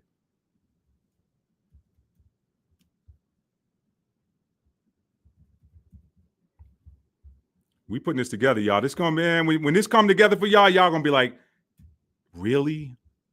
Y'all gonna be like, really? Toro, yep. What's up, Nivak 11? All right, here we go. All right, Taurus. It's the etymology online dictionary, okay? Taurus is what? It is a zodiac constellation. Middle English is Taurus. Latin Taurus, the bull, bullock, or steer. Reconstructed to be also the source of Greek Tauros, Old Church Slavonic Turu, bull, steer. Okay, let me keep going. Let me skip down. All right, let's get down to here. Klein proposes a Semitic origin. Compare Aramaic Torah or ox, bull, steer. Hebrew shorter. Arabic Thor. Ethiopian sor. Okay, sword, short. Ethiopian sword. Y'all better understand who them Ethiopians are. Y'all better understand. Look at some of those images and some of those before they blew the noses off. Look at the bone structure of some of the engravings and some of the statues and even some of the mummies that they uncover of ancient Egypt, ancient Kemet, and then compare that to the visage of Ethiopian people. Y'all do know that where Ethiopia is considered to be upper Egypt. Is that correct? Upper Egypt? Lower Egypt will be closer to the Nile Delta. I hope I'm not saying that backwards. But anyway, y'all take a look at where that is located. You can't make this stuff up, man. You cannot make this stuff up. The modern day Egyptians are not the ancient ones. You want to find the ancient Egyptians there, who their offspring are? Look no further than Ethiopia and Eritrea. Look no further. And then look at their language, the Coptic language. Look at their symbols that they use. You cannot make this stuff up, y'all. We're in an age of revelation. Things are being revealed at a rapid pace right now. So the ancient origins of that word, shor, okay? Arabic Thor and Ethiopian sword, okay? Let me stop sharing for a minute. Let me get back on my notes. Okay? Now, when we look up H7791, let's go back to that. We were just there. H. Whoop, no, that's not what we want. Let's go back to the, okay. Search 7791. No, I want H, not Greek. Let me go back. H7791. Okay. Let's share this to the screen. We're putting it together, y'all. I know it's moving a little bit slower, but it's okay. We're going to get there. Back to the concordance here. Sure. That's H7791. That is H7791. That is Surah, Shur. Same word. Sha, wa, ra. Okay. Here they put that little H sign, they put the ha sound on the end because that makes it feminine. Sha, wa, ra. But it's Shur. Okay. It's bull. It's Taurus. It's all the same word. Okay. Now, let's look up in the Collins Dictionary. Let's contrast that with bull and bullock. I already did that part. There's no understanding of, I'm reading from my notes now. There was no understanding of bull in ancient Hebrew. A bull to them would have been an adult ox that had been castrated. So now, let's look at how these energetic sacrifices work. I wanted to show y'all something else too, man, because we know that sure, that all ties into Taurus, which is about money, the second house, land acquisitions. There was a video I watched on YouTube some years ago because I like watching luxury real estate videos. Sometimes that's one of my other things I do when I'm bored.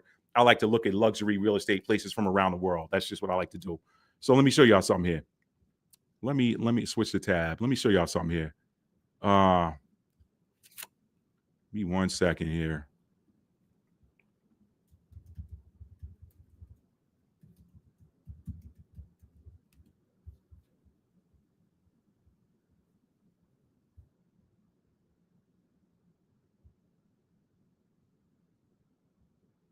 All right, let me show you. Let me just bring this to the screen real quick, y'all. I'll show y'all something here.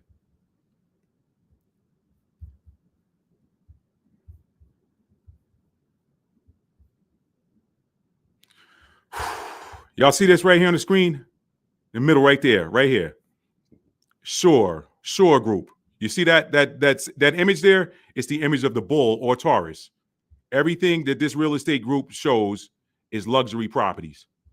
Shore Group, established in 1996 by a guy named Amir Shore. Okay, these are luxury properties. This is one I was like, ooh. Let me show y'all a little bit of this. This is the reason why I've canceled my internet service provider subscription. This brand new portable Wi-Fi router. Skip. I'll show y'all a little bit of this.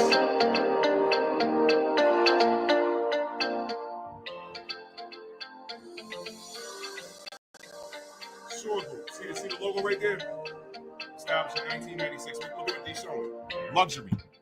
Luxury. That's all I'm gonna show. I don't feel like hearing nobody's mouth. That's all I'm gonna show. Y'all know how this platform is. Sure. Luxury. All right. Luxury. Why are you saying this, Matt? Why are you saying this? Okay.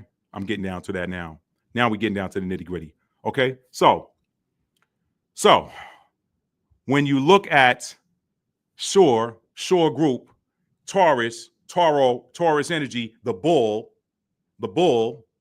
Taurus, Shore, all of that is about second house energy, which is about money, valuables, all of that. Bull, Baal. Let me bring Baal back up on here. So y'all see it. Because y'all need to understand what's going on here. Is he a prophet of Baal? Okay. Watch this. Let's get back up here. Golden calf. It gives golden calf. Y'all. Here we go. There's the bull. Golden calf. Well, this ain't a calf in this case. It's a golden bull. Baal, bull. All right? Sure. All right? Let's get off of here. Let's get off of here. And you can see here, Baal. Look at that one. That's a good one right there.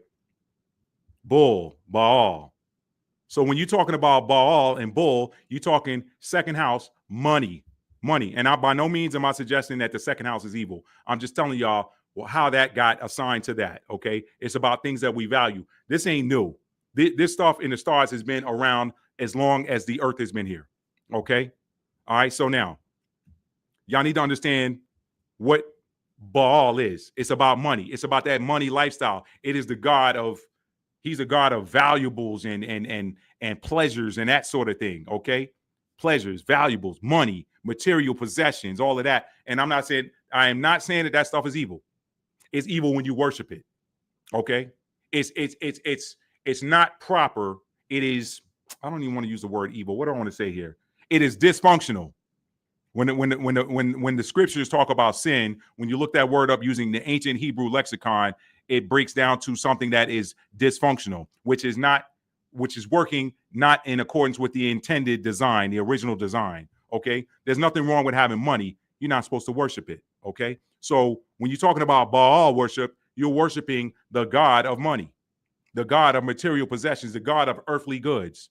Taurus is an earth sign. Okay, I'm not dinging my Tauruses. I love all of my 12 signs. Okay, long as y'all in high vibrational energy. You in low vibrational energy, stay away from me. Stay away from me. Okay, so now let's get on to some questions now, because we're gonna look at now how these energetic sacrifices work. Is Paul a trickster or a prophet of Baal? Okay, is he a magician or a prophet of Baal? Let's look at it.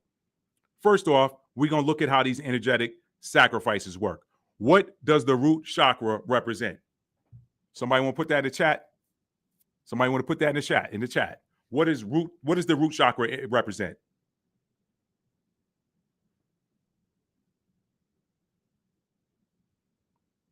Anybody? Root chakra or the first chakra, the color is red. Interesting that the Chicago Bulls' primary color is red. Anybody want to put that in the chat? All right, for time's sake, I know there's a little bit of a delay there, but for time's sake, I might just type it in there for y'all, okay? Root chakra equals security. Root chakra equals security. That's what the root chakra represents. For chakra number one is masculine energy. It's about security. It is about physical security and financial security. That's root chakra energy, okay? Number two, what part of the body is housed in the root chakra zone? I don't even want to say it on here. I don't even want to say it, okay? I'm going to let somebody in the chat say it. I'm going to let somebody in the chat say that one. What part of the body is housed in the root chakra zone? You know what? For time's sake, y'all go ahead and y'all fire off in the chat, but I'm going to try to keep this thing moving because I don't want to keep y'all too long, okay? Let's do it like we said it in the military. Yep. Thank you, Hotshot. Thank you. She nailed it. Bottom.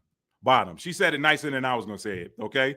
The root chakra, the thing that sits in the root chakra zone is the bottom, okay? Now, we know what part of the body is housed in the root chakra zone. The next question is the root chakra zone masculine or feminine energy? I already told you it's masculine. So what an energetic sacrifice of a bull to Baal looks like is an energetic castration of a male cow. Remember, the bull is untamable, but once you castrate it, it is no longer a bull, it's an ox. What is it? Can a bull be tamed? Typically not. This is why these bull riders, what they do is they go, somebody rides it, and then when that bull finally throws that guy off of there, they get some people out there to distract it so that they can get that bull rider out of there. And these people have padding on because they know that bull, when he's raging, once you done slap the bull is typically cool unless you piss him off. When you slap that bull, he coming for you with the horns. But guess what? When he's an ox, he's docile. Why? Because you removed the balls of the bull. That is where the testosterone is. That is the gland that produces the testosterone. Okay? So, what an energetic sacrifice of a bull to Baal looks like is an energetic castration of a male cow, which is a bull. We're getting somewhere now. We're getting somewhere. When a male cow has been castrated, it is no longer a bull, but an ox, which is a powerful beast that is now being controlled and used to pull a plow. Used to pull a plow for what? To produce food, right? That's typically what you do with a when you connect a plow, when you hook an ox up to a plow, that ox that was once a bull, that could have been a bull, but he now is in a state of being this still, he's still a huge, powerful beast, but he's docile now and he's being controlled and he's pulling an ox. And ox is used to do what? To till a field, to make the field ready to plant food so that food can be produced in that soil that ox is pulling the plow through. Y'all stay with me. That food is produced off the work of the ox, or the food that is produced off the work of the ox does not benefit the ox. The food that is produced off the work of the ox does not benefit the ox. Y'all see where I'm going now? Y'all see why I read Jeremiah 30:8 in the beginning? The ox is also subjected to receiving its food from its controller. Whereas if it were a bull, it would be fierce enough to go where it wanted to feed itself off the land and to protect the female cows.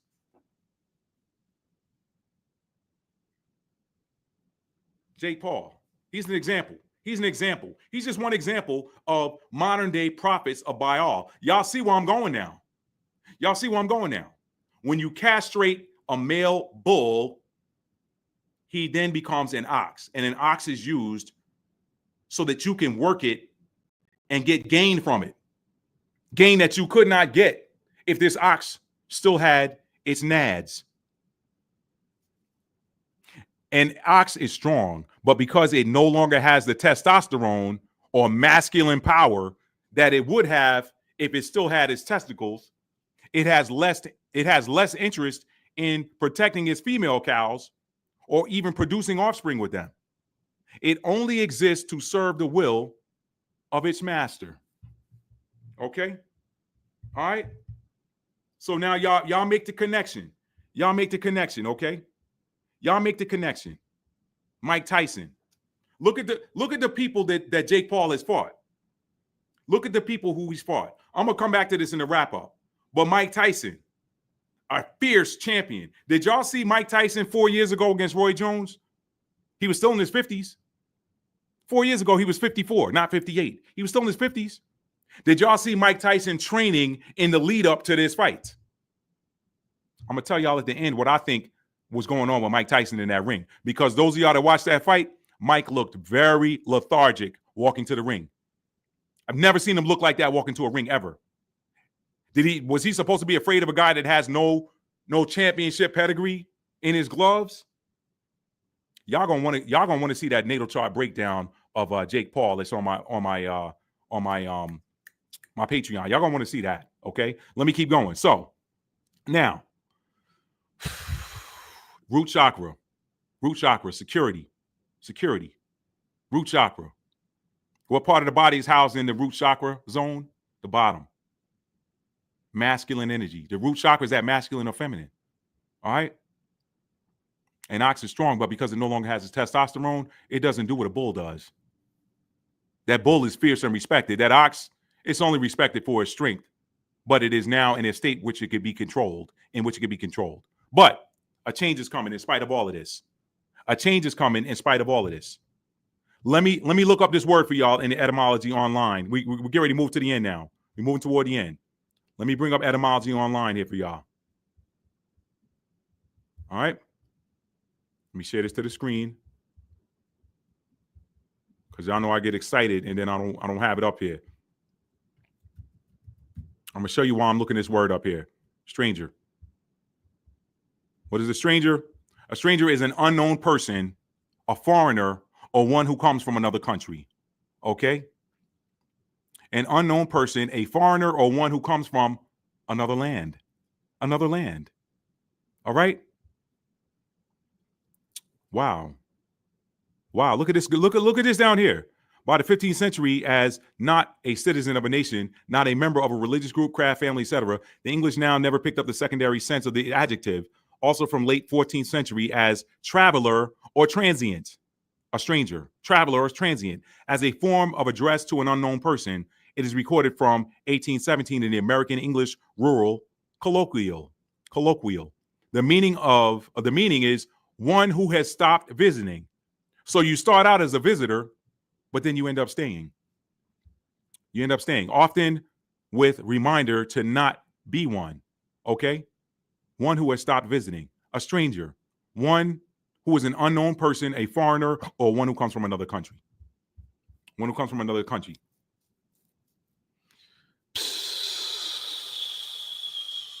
I saw that. Mel B.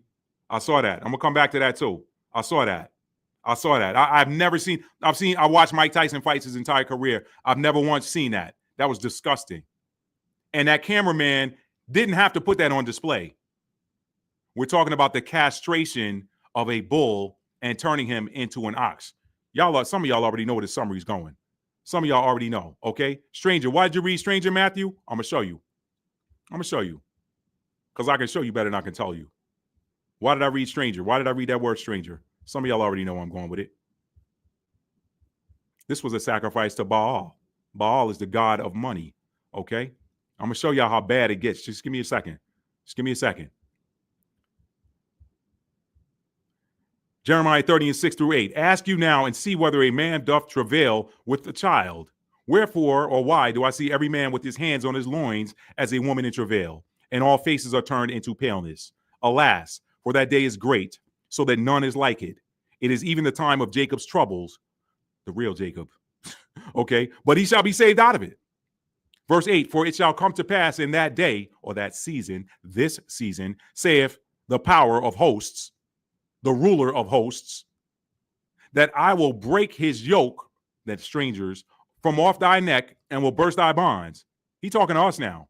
He talking to us. Yeah, I said that. He talking to us. And strangers shall no more serve themselves of him. Let me ask you. For the people on this planet right now that say that they're Jacob, what strangers have been serving themselves of them? What bondage are they under? What bondage have they been under and being of service to strangers? What strangers are, when you are under a yoke and bondage, you're being controlled.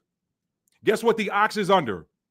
The ox has a yoke on him so that he can be controlled and walk about wherever his controller or handler wants him to go. Verse 8, for it shall come to pass in that day, saith the Lord of hosts, that I will break his yoke from off thy neck. I will break his yoke from off your neck and will burst your bonds, and strangers shall no more serve themselves of you. All right, Mike. Stranger. What's a stranger again? Oh, well, let's see. Let's see what a stranger is. Y'all, let's put it together, y'all. This is the season we in. This is the season we are in. It's here. It ain't coming. It's here. They've been talking about this my whole life. In church growing up, listening to prophecy. When is it coming? I don't see it coming. It's here now. It's here. What's a stranger? An unknown person, foreigner, one who comes from another country. All right? I'm going to get down to nitty gritty, okay? One who has stopped visiting. Columbus and them visited. They were visiting at first. Then they stopped visiting. Stranger, who are you? All right?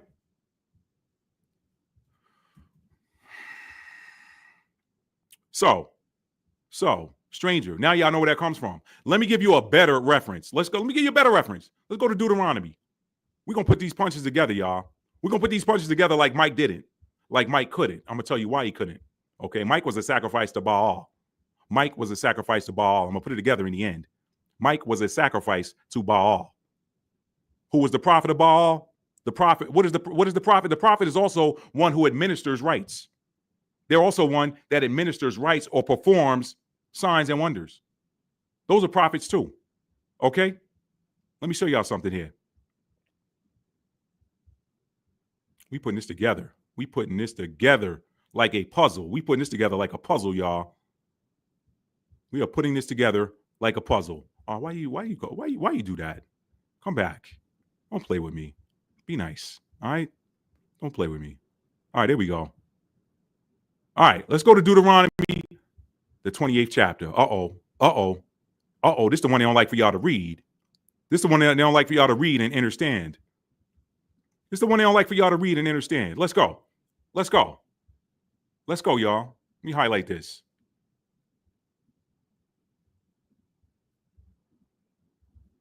Let me highlight all of these.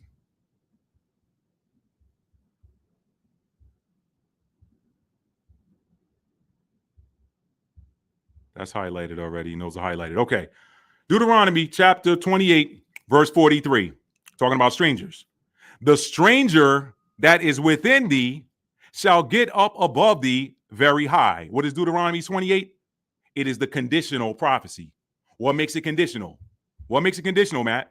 Why is that a conditional prophecy and not absolute?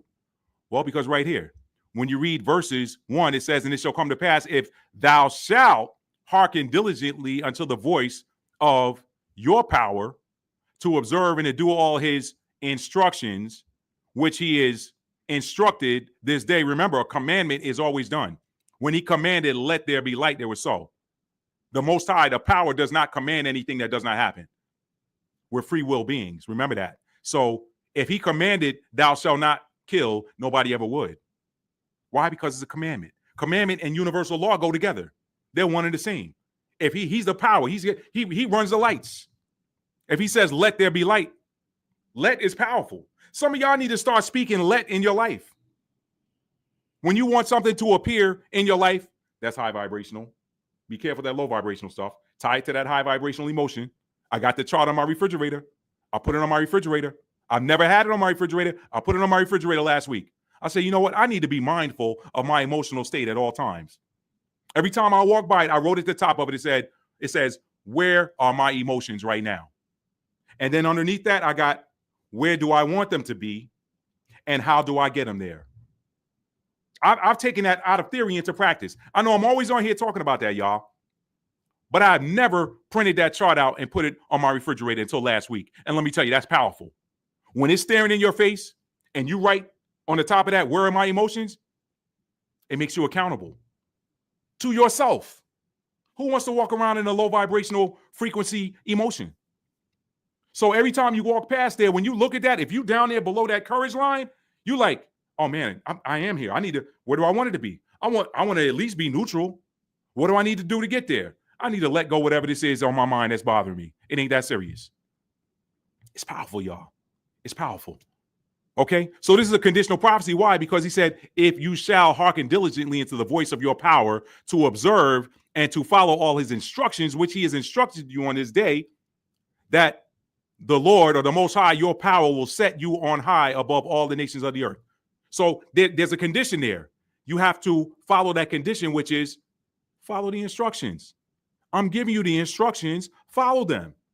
But now when you come down here to verse 15, but it shall come to pass if you will not hearken to the voice of the Most High, your power to observe, to do all his instructions and his statutes, which I command or which I instruct on this day, that all these curses shall come upon thee and overtake thee. Now let's go back down to 43. We know that the second condition was met. It was the second condition that was met by the children of Israel, not just the tribe of Judah. Tribe of Judah was the last to fall. 70 AD, that's when the tribe of Judah fell. The northern kingdom had already split. They were like, we out, deuces. Verse 43, the stranger, what does stranger mean again, Matt? Stranger is an unknown person, a foreigner, one who comes from another country. Were the Romans not from another country? See, we coming down to the final stretch now, y'all. We're in the championship rounds. The stranger, foreigner from another country, that is within thee, the pilgrims, Plymouth Rock, strangers visiting and then leave, that is within thee shall get up above thee very high, and thou shalt come down very low. He shall lend to you, and thou shalt not lend to him. He shall be the head, and thou shalt be the tail, meaning he leading you and you following him. Moreover, all these curses shall come upon thee and shall pursue thee and overtake thee till thou be destroyed. Now, destroyed here in this sense means broken, until that haughty spirit is broken. Why? How do we know that, Matt? Well, it says destroyed. Okay, let's go here for a minute. For those of y'all that want to take that as literal, when you know that this thing has been translated umpteen times, for those of y'all that think that's literal, let's go here. Thus saith the Lord, which give, I'm just going to say it here, to read it. Thus saith the power which giveth the sun for a light by day, and the ordinances of the moon and the stars for a light by night. For those of y'all that said, oh, you said Bible and astrology together. I'm out. Dummy, it's in there. It's in there together. Thus saith the Lord, which giveth the sun for a light by day, and the ordinances of the moon and the stars for a light by night, which divideth the sea when the waves thereof roar. The Lord of hosts is not his name. We know his name wasn't the Lord of hosts. That's an edit. Anyway, verse 36, if these ordinances shall depart from before me, saith the power, then the seed of Israel shall also cease from being a nation before me forever. Thus saith the power, if the heaven above can be measured and the foundations of the earth searched out beneath, I will cast off all the seed of Israel. Seed is offspring. Generations after generations after generations. That's seed.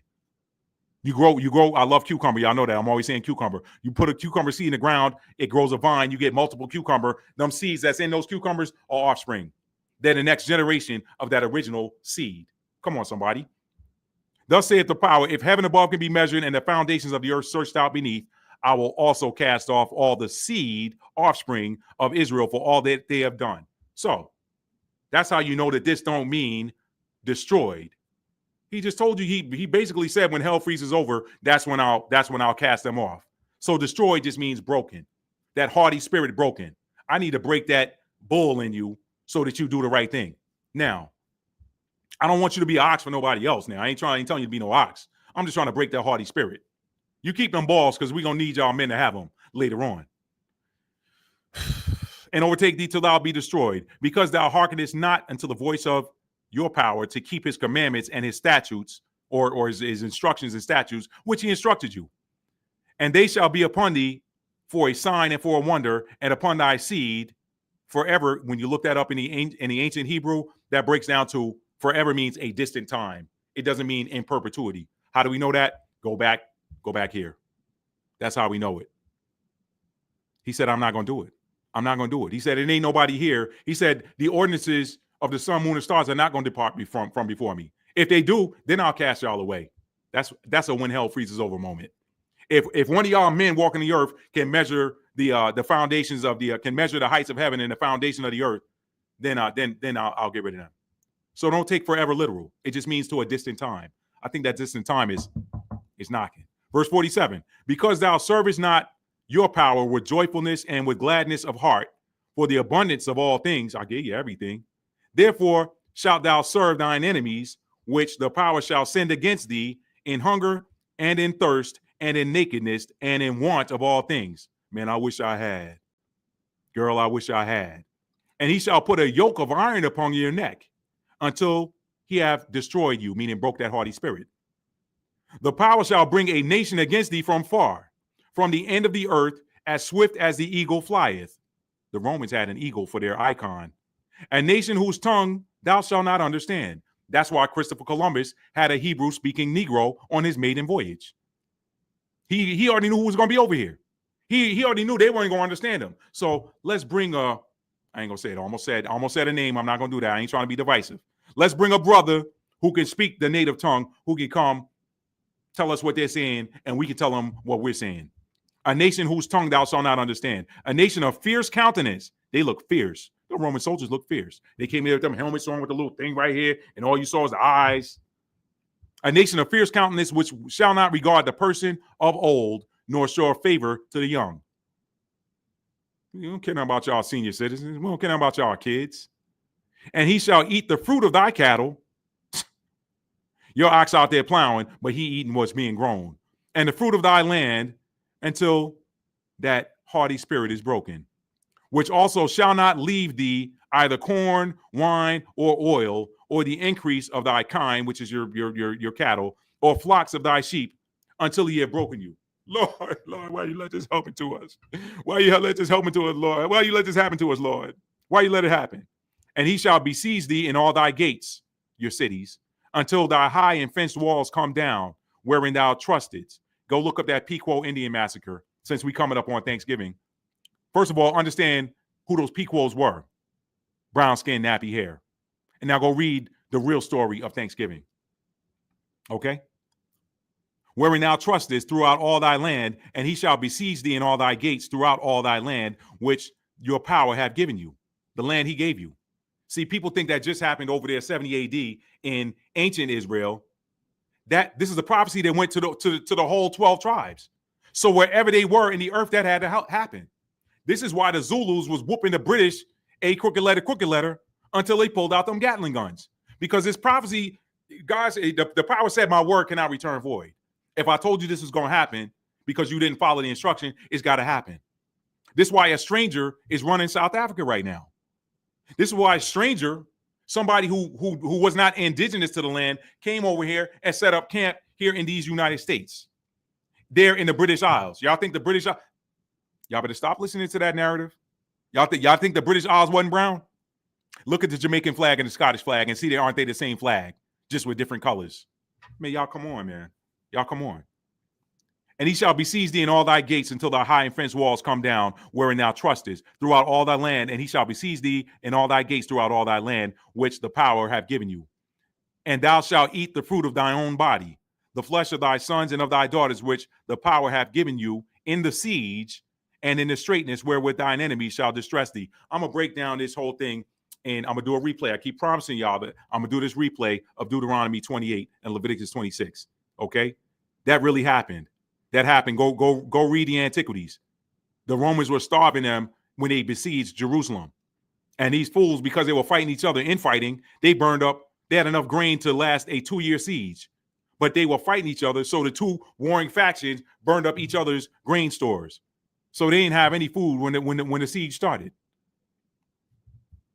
What did they do? They started eating, I don't even want to say it, it's disgusting. But it's documented in the antiquities. It's documented. All right. Woo! What's up, Secrets Released? What's up, y'all? Secrets Released in his house. Oh, my girl Anya's intuitive in here. Nah, you ain't late. You ain't never late, sis. You ain't never late. You ain't never late. Mel B said, yeah, Mike was the epitome of black masculine physical strength. Right? Me and my cousin were just talking about that. He said, man, I can't look at Mike the same no more. Let me get back to these notes, y'all, because we wrapping up. Let me get back to these notes, okay?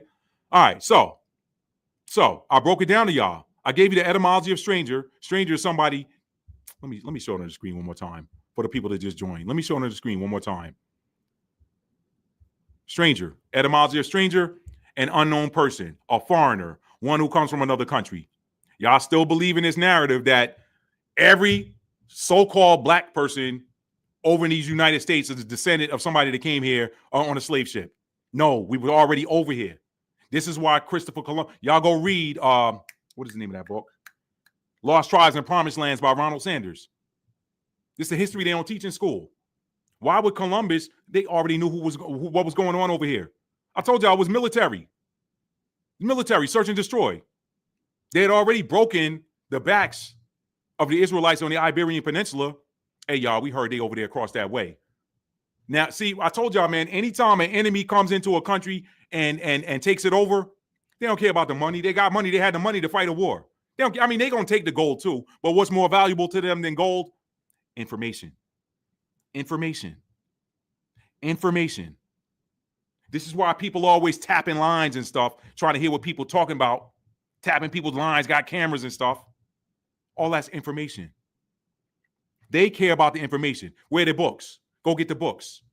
Y'all know what they did in the Alhambra on the Iberian Peninsula after they took it over from the so-called Moors? How you reconcile that? Oh, this is the Arabic number system. Where did it come from? It came from ancient Iberia. What was Iberia? The Iberian Peninsula? Listen, y'all, I always tell y'all about vibration. Iberian, Arabian. It's close. Iberia, Arabia. It's close. Bakara. All right? What is that? That's that word for, there was no word for cow. It's bakara, was like ox. Hebrew word, bakara. You look up the Spanish word for cow, baca. So y'all know who was up, down, and through the Iberian Peninsula. The brothers and sisters. But history changed the name to Moors. Moor is like death. Morgue. Dead. They didn't want y'all to know who they were. How you reconcile Arabic numbers and say that the Moors did it? You don't want to get credit for who mastered numbers, the stars, the constellations, who mastered the oceans, who were sailing when the so-called Europeans were afraid to sail outside of the Strait of Gibraltar because they heard there were sea monsters out there and they might go off the edge of the earth. Oh, wait a minute. We never did this, but now that we've taken over the Iberian Peninsula and we got their paperwork and got their books, let's read. Oh, they sail over there? You can do that? You can go over there across the water? There's people over there? Wait a minute. There's Hebrews over there? Let's get one of these brothers here. Put them on here. Yo, man, you going to translate it, you're going to die. You going with us overseas. Yeah, your people over there. Man, y'all, come on. The truth is coming out now. The secrets are being released. Shout out to my girl, Nikki. The secrets are being released. Let's go. Let's go. Let's finish this up. All right? So, let's get ready to wrap this up, y'all. Let's get ready to wrap this up. Is Jake somewhere laughing at his private after parties and his inner circle, laughing at how he sacrificed another bull to Baal? What is Baal? It's the god of money, that money lifestyle, luxury. All right, all of that stuff. Hey, listen, we'll do this for you. Oh, you want to be a professional singer? I'll tell you what, I'll sign you and I'll give you all this and this. But I'm going to need something from you. I'm going to need something from you. No, it ain't just Diddy. It ain't just Diddy. Diddy wasn't the only one that's done that. He learned how to do it from his handlers. I ain't giving him no pass. But he learned how to do it from his handlers. That root chakra. There's a reason why they go after that root chakra. Let's keep going. Is Jake somewhere laughing at his private after parties and his inner circle, laughing at how he sacrificed another bull to Baal? Perhaps even drinking in celebration, raising a glass? Maybe he don't know he sacrificed a bull to Baal, but somebody higher up above him does. I mean, Jake low in the totem pole compared to the big wigs. Y'all let me know in the comments. Y'all let me know in the comments what y'all think. Okay? Y'all let me know in the comments what y'all think. So let me share a little story with y'all real quick. This story what my dad used to say, something he used to say to us when we were little, when we get in trouble, especially me. He used to be like, man, boy, you smarter than that. Why would you do that? Why would you do that? He said, you let the devil trick you into doing the very thing that was going to get your behind whooped. Now I'm going to pull this belt out. I'm going to whoop your behind because you got to get punished for what you did. You have to. No, this is not something I can say, go to your room or you don't punish me for a week. No, I got to cut your behind. You went way off the deep end. If I don't whoop your behind, then you're going to go by the wayside. He said, I'm not going to be standing in the courtroom and watching somebody plead for your freedom or your life. He said, I ain't going to watch somebody knock you down in these streets. He said, I'm going to break this thing. He said, if I let you get away with this, son, it's going to be something else. So you let the devil trick you, and now the devil going to laugh at you while I'm whooping your behind. He said, you let the devil trick you into doing the very thing that was going to get your behind whooped, and now the devil laughing at you. He used to say that all the time, man. It wasn't just me. My uncles, my grandmother, they used to say that too. Don't let the devil fool you into getting your behind whooped, because the devil going to laugh at you when you getting that whooping. I know some of y'all don't whoop now, talking about, oh, that's child abuse. That's why the world all jacked up. That's why kids getting whooped in the street, because they wasn't getting whooped at home. But that's a story for another day. If you love your kids, the scripture says, whom the power loveth, he chasteneth. If he ain't chastising you, then you ain't his. You got to get corrected. But he said, the devil, you let the devil trick you into doing the very thing, and now he's laughing at you. Happened with Mike. In the case of Jake, it's almost as if he's addicted to winning these fights that he puts on, especially when it's a brother, especially when it's an Israelite. See, those are old foes, them Israelites and them Babylonians / Canaanites / Greeks / Romans, right? We don't die. We reincarnate. Some of y'all the same energies that some of y'all walked, some of y'all were over there. Some of y'all some of y'all listening to me right now may have even listened to the Sermon on the Mount. Real talk. Real talk. This ain't your first rodeo. This ain't your first time here. So we don't die. We trade out these old vehicles and continue the storyline, just like in the Matrix Resurrections. That's why I told y'all, if you ain't up on the Matrix, you probably need to watch at least Matrix 1. 2 was just okay. It was like a bridge to the Matrix 3, which was Revolutions. I thought they were going to be done with it after that, but then they came out with a Matrix Resurrections, which is very telling. Y'all got to go watch the Matrix Resurrections, okay? The children of the Nephilim versus the children of Adam. Exactly. Okay? So, I'm going to get in these comments for a minute because y'all are buzzing over there. In a minute, I'm going to get in these comments. So, anyway, back to Jake. I think that Jake is addicted to winning these showcase bouts, okay? Kind of in the same way that men in power positions in the entertainment industry repeatedly exploit new victims. It's like playing a video game. When you beat the game, most people don't play the same game again. They go and get the next version of the same game. I ain't never met anybody say, "Oh, Call of Duty was so fun, I played it and beat it twice." "Oh, Grand Theft Auto was so fun, I played it and beat it twice." "Oh, Assassin's Creed was so fun, I played it and beat it twice." Nah, they didn't do that. They go get the next version of the same game. Assassin's Creed 3, 4, 5, 6. Call of Duty 1, 2, 3, 4, 5.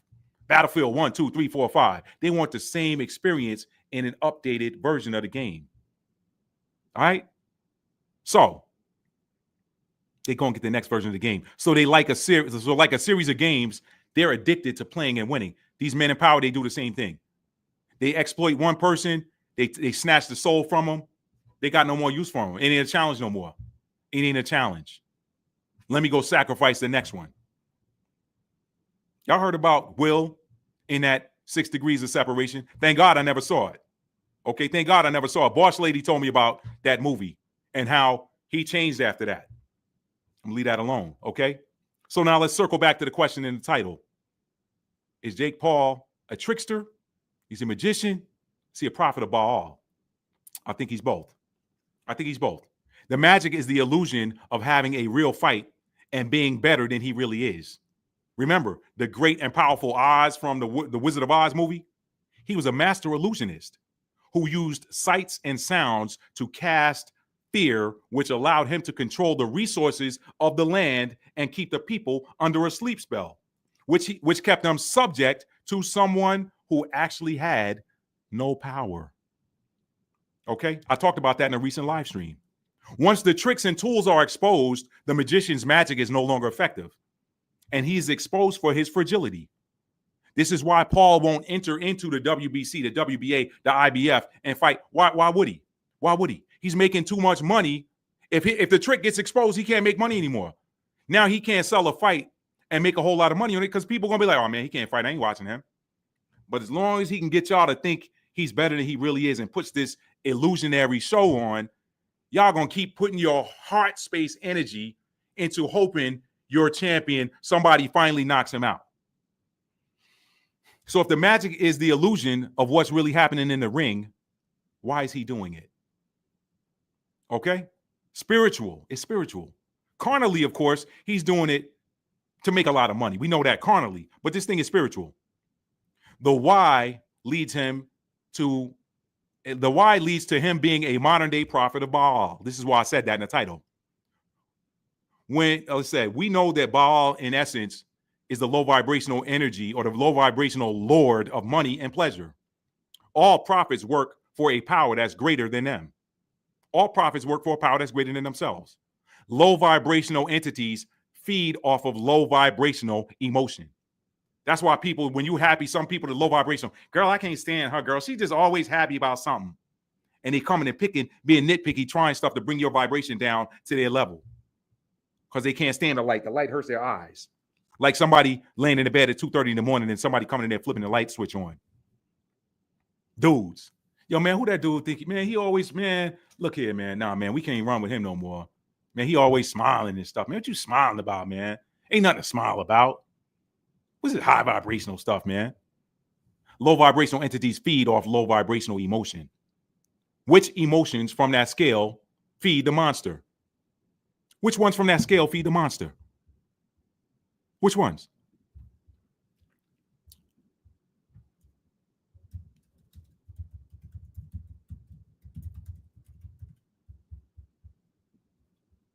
Which ones from that scale feed the monster, y'all?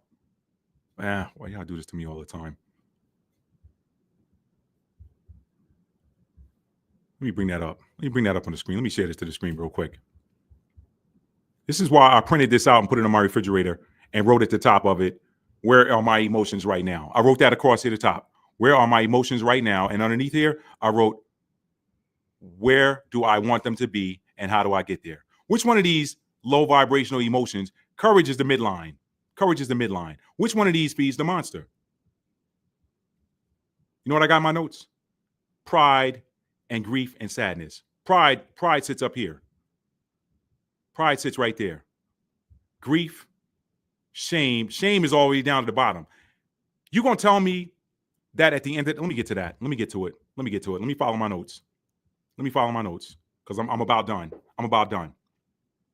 Which of those emotions feed the monster? Pride on the upper end of the scale.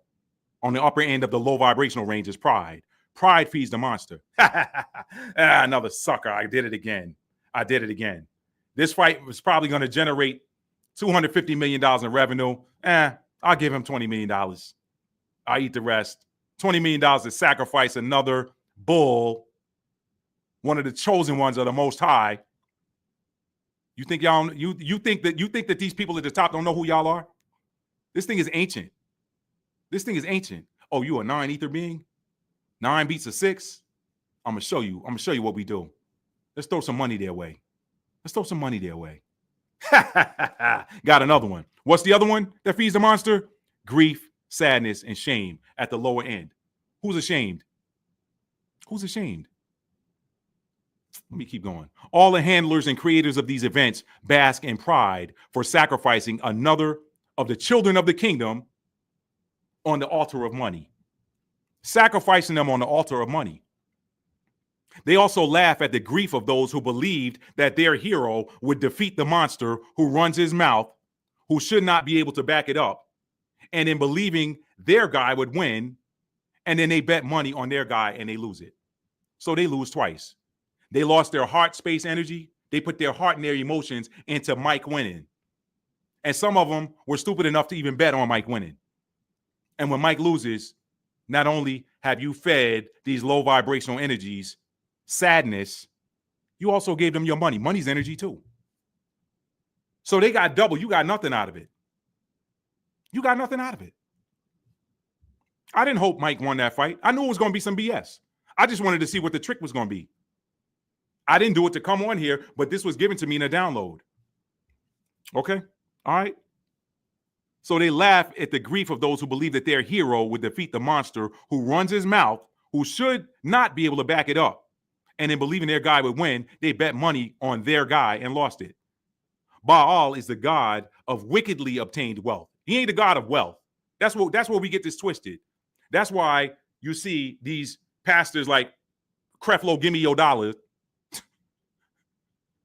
and Joel Omestein on Joel Y'all Omestein and freaking Kenneth Copeland, who looked like Chucky's grandfather, Chucky from Child's Play. They sucking up y'all money, but they want you to be meek and lowly in heart. Meek and lowly in heart. Meanwhile, they sucking up your money.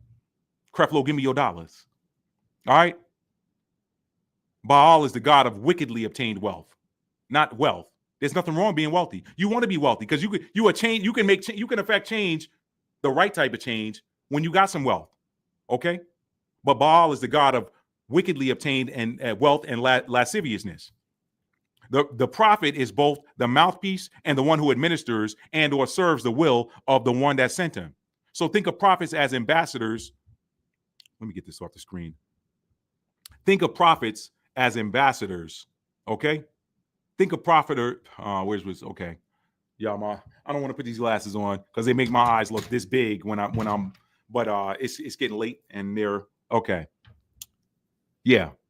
So the prophet is both the mouthpiece and the one who administers and or serves the will of the one who sent them. Think of prophets as ambassadors of a higher authority. Jake has delivered bull sacrifices to Baal by getting them to surrender their strength and their image for a large payday. Not only that, but Jake serves as a blemish on their records and them as success notches on his. So Jake is a blemish on Mike Tyson's record, and Mike is a success notch on Jake's. Somebody who never won a world title. Y'all gonna tell me Mike lost to that dude? Mike looked high. That's the first thing I said when Mike looked like he ate a gummy an hour before that fight. He looked like part of the gentleman's agreement was, hey, listen, I need you to eat one of your famous gummies and get you settled down so that when you get in the ring, you don't forget that you're not supposed to knock me out. And in turn, I'll agree not to attack you in a vulnerable state. But the thing that blew my mind with that is Mike still was slipping those punches and catching punches. He came out there with a knee brace on. I'm not saying that there wasn't something wrong with his knee, but if there wasn't, that certainly helped sell it. And then you got Roy Jones in the booth talking about, man, Mike look like there's something wrong with the leg. Something wrong with the leg, man. Leg ain't right, man. Mike ain't got no leg, man. The leg ain't right. Mike damn near knocked you out 4 years ago. You did a lot of holding in that fight. And I like Roy. I'm not knocking Roy. I love Roy. Roy is one of my favorite fighters back in the day. I love Roy. But I'm just saying, if you don't know what happened, then you feeding into the monster with your commentary. That's why a lot of people I know, they watch boxing they turn the sound down because they don't want to hear these leading comments by these commentators. All right. So Jake delivers these bull sacrifices to Baal by getting them to surrender their strength and image for a large payday. Not only that, but Jake serves as a blemish on their records and them as success notches on his. Is it worth it eternally?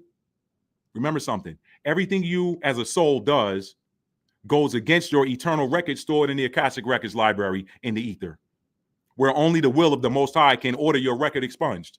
So now you got a blemish that echoes throughout eternity because you took money to take a dive. Not only does Jake administer the religious rites, he feeds the low vibrational entities once the sacrifice has been slaughtered. Remember back in the Bible days when they would sacrifice a bullock or a lamb or something like that, then they were allowed to eat it. They were allowed to eat it after that. Okay? So not only does Jake administer the religious rites, but he feeds those low vibrational energies once that sacrifice has been slaughtered. How does he do it? The LVEs, low vibrational entities, eat up the sadness energy that's released into the atmosphere. Y'all can get on TikTok. Y'all can listen to a number of people tell you how energy harvesting works. It is a real thing. Somebody did a measurement of the frequency in the atmosphere on 9/11. And it was a very low frequency 9/11/2001. It's a very low frequency energy released into the atmosphere. These low vibrational entities that run this planet right now that's on their way out, they feed off low vibrational energy. That's why they keep giving y'all this. And what did they do it? They did it under the full moon, under the energy of 8. 11/15/2024. That's a double 8. That's a double 8. They knew what they were doing. But remember, whoso diggeth the pit shall fall therein. This is the falling in of that pit right now. This video was the falling in of that pit. Why? Because the trick got exposed. I told you, y'all go watch my video, how to diffuse sorcery. You want to diffuse sorcery? Expose the trick. Sorcery only works when you don't see it. Once you see it, you're like, man, you was doing that to me. It ain't gonna work now. I see you. And I'm not scared of you. What's good? Come on, man. Come on. Those low vibrational entities eat up the sadness energy released into the atmosphere when the hopes and wishes and a lot of times money of the fans of the hero are dashed against the rocks. So now who is Jake calling out now, y'all? Who's Jake calling out now? He calling out Javante Tank Davis. See, y'all see how this works? Now he's calling out Tank Davis. So now that I've shown y'all the game, now that the Most High has brought the trick out of the darkness and drug it out into the light, here's what those who would be tempted to take the bait need to know. And I don't know if they're ever going to see this video, but I'm certainly going to put it into the atmosphere. Y'all heard about that, 100th monkey effect or 10th monkey effect or something like that? But enough people saying it, somebody else going to pick it up via osmosis. So all you got to do is put it out there. This is why I told you these low vibrational beings are afraid of you using your voice, so they try to make you afraid to use your voice. Look in your chart. If you got third house energy in your chart, you came here to use your voice. Don't let nobody block your throat chakra. You're the one they scared of. So they make you scared of them. How about that? That's like them little dogs. Man, little dog roll up on you, man. You can punt that thing like it's 4th and 20. And you backed up to your own 5-yard line. But he's doing all that barking and growling because he's really scared of you. Now, them big dogs, that's something else. Y'all might want some heat for them big dogs or Louisville Slugger or something. That's something different. But anyway, so now that I've shown y'all the game, now that the Most High has brought the trick out of the darkness and brought it into the light, here's what those who would be tempted to take the bait need to know. Before you consider taking a payday to sacrifice truth for illusion just to get a payday, consider that a lot of you are heroes to the up and coming generations. That's who it's really about. See, they triple dipping. They getting your money. They getting the sadness energy you release when your guy loses, but they also programming the tender eyes and minds of the youth.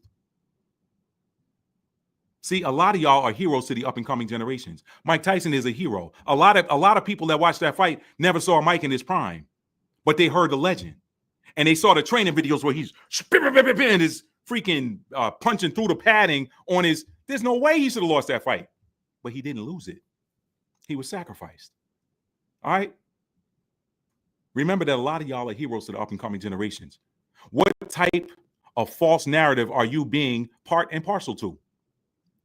What type of false narrative are you being part and parcel to that is going to adversely affect the youth? These kids look up to y'all as heroes. So what happens when they see their hero lose to a guy whom they believe and somehow know in their hearts their hero could beat? What do you think happens to them? That's more low vibrational energy that's feeding the monster, but you're programming the wrong image into their minds later. This is why the indigenous people of this land never rose up.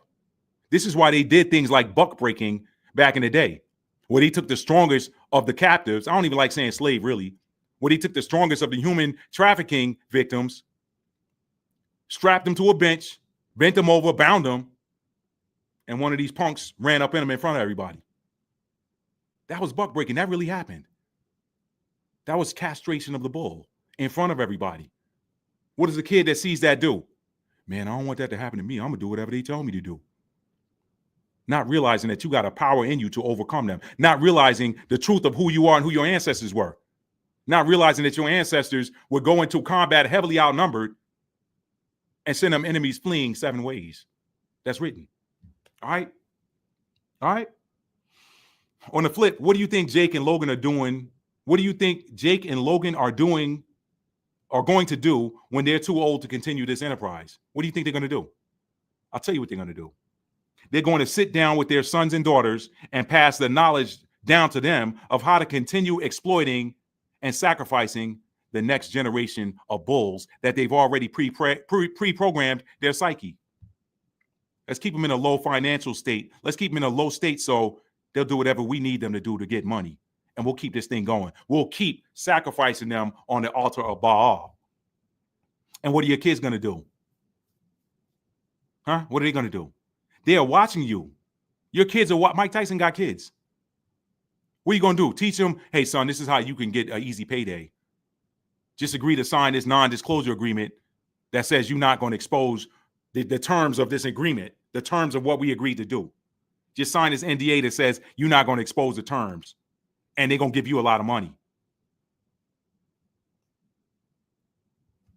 Jay-Z was telling y'all, I know a lot of y'all don't like Jay-Z. Jay-Z was telling y'all when he did that song, Money Ain't a Thing.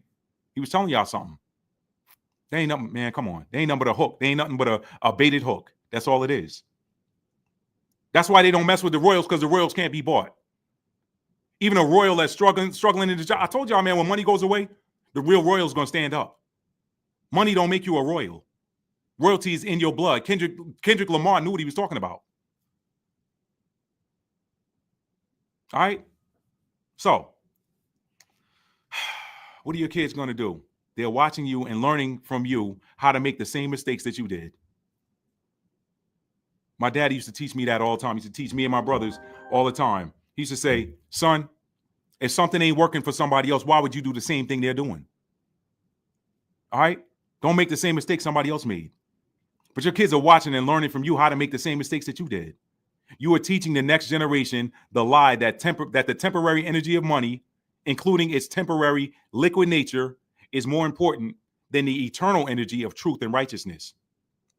Somebody's got to break the cycle, y'all. Somebody's got to break the cycle. The question is, will it be you? Will you answer the call? Okay? All right. And last but not least, as a bonus, how do we avoid being the next victim to get stretched and tied to the altar of Baal, waiting to be sacrificed? It's real simple. Just say no. Just say no. If it comes with a lie attached, if it comes with deception attached, just say no. Understand that this is where y'all got to understand some name meanings. Understand energy. Understand energetic principles that they don't teach in school. Jake is short for Jacob. Jacob is one who supplants. Supplant means to dispossess somebody of something that is not yours or something that belongs to them via the energy of guile. You beguile them. You trick them. You deceive them and take what's theirs.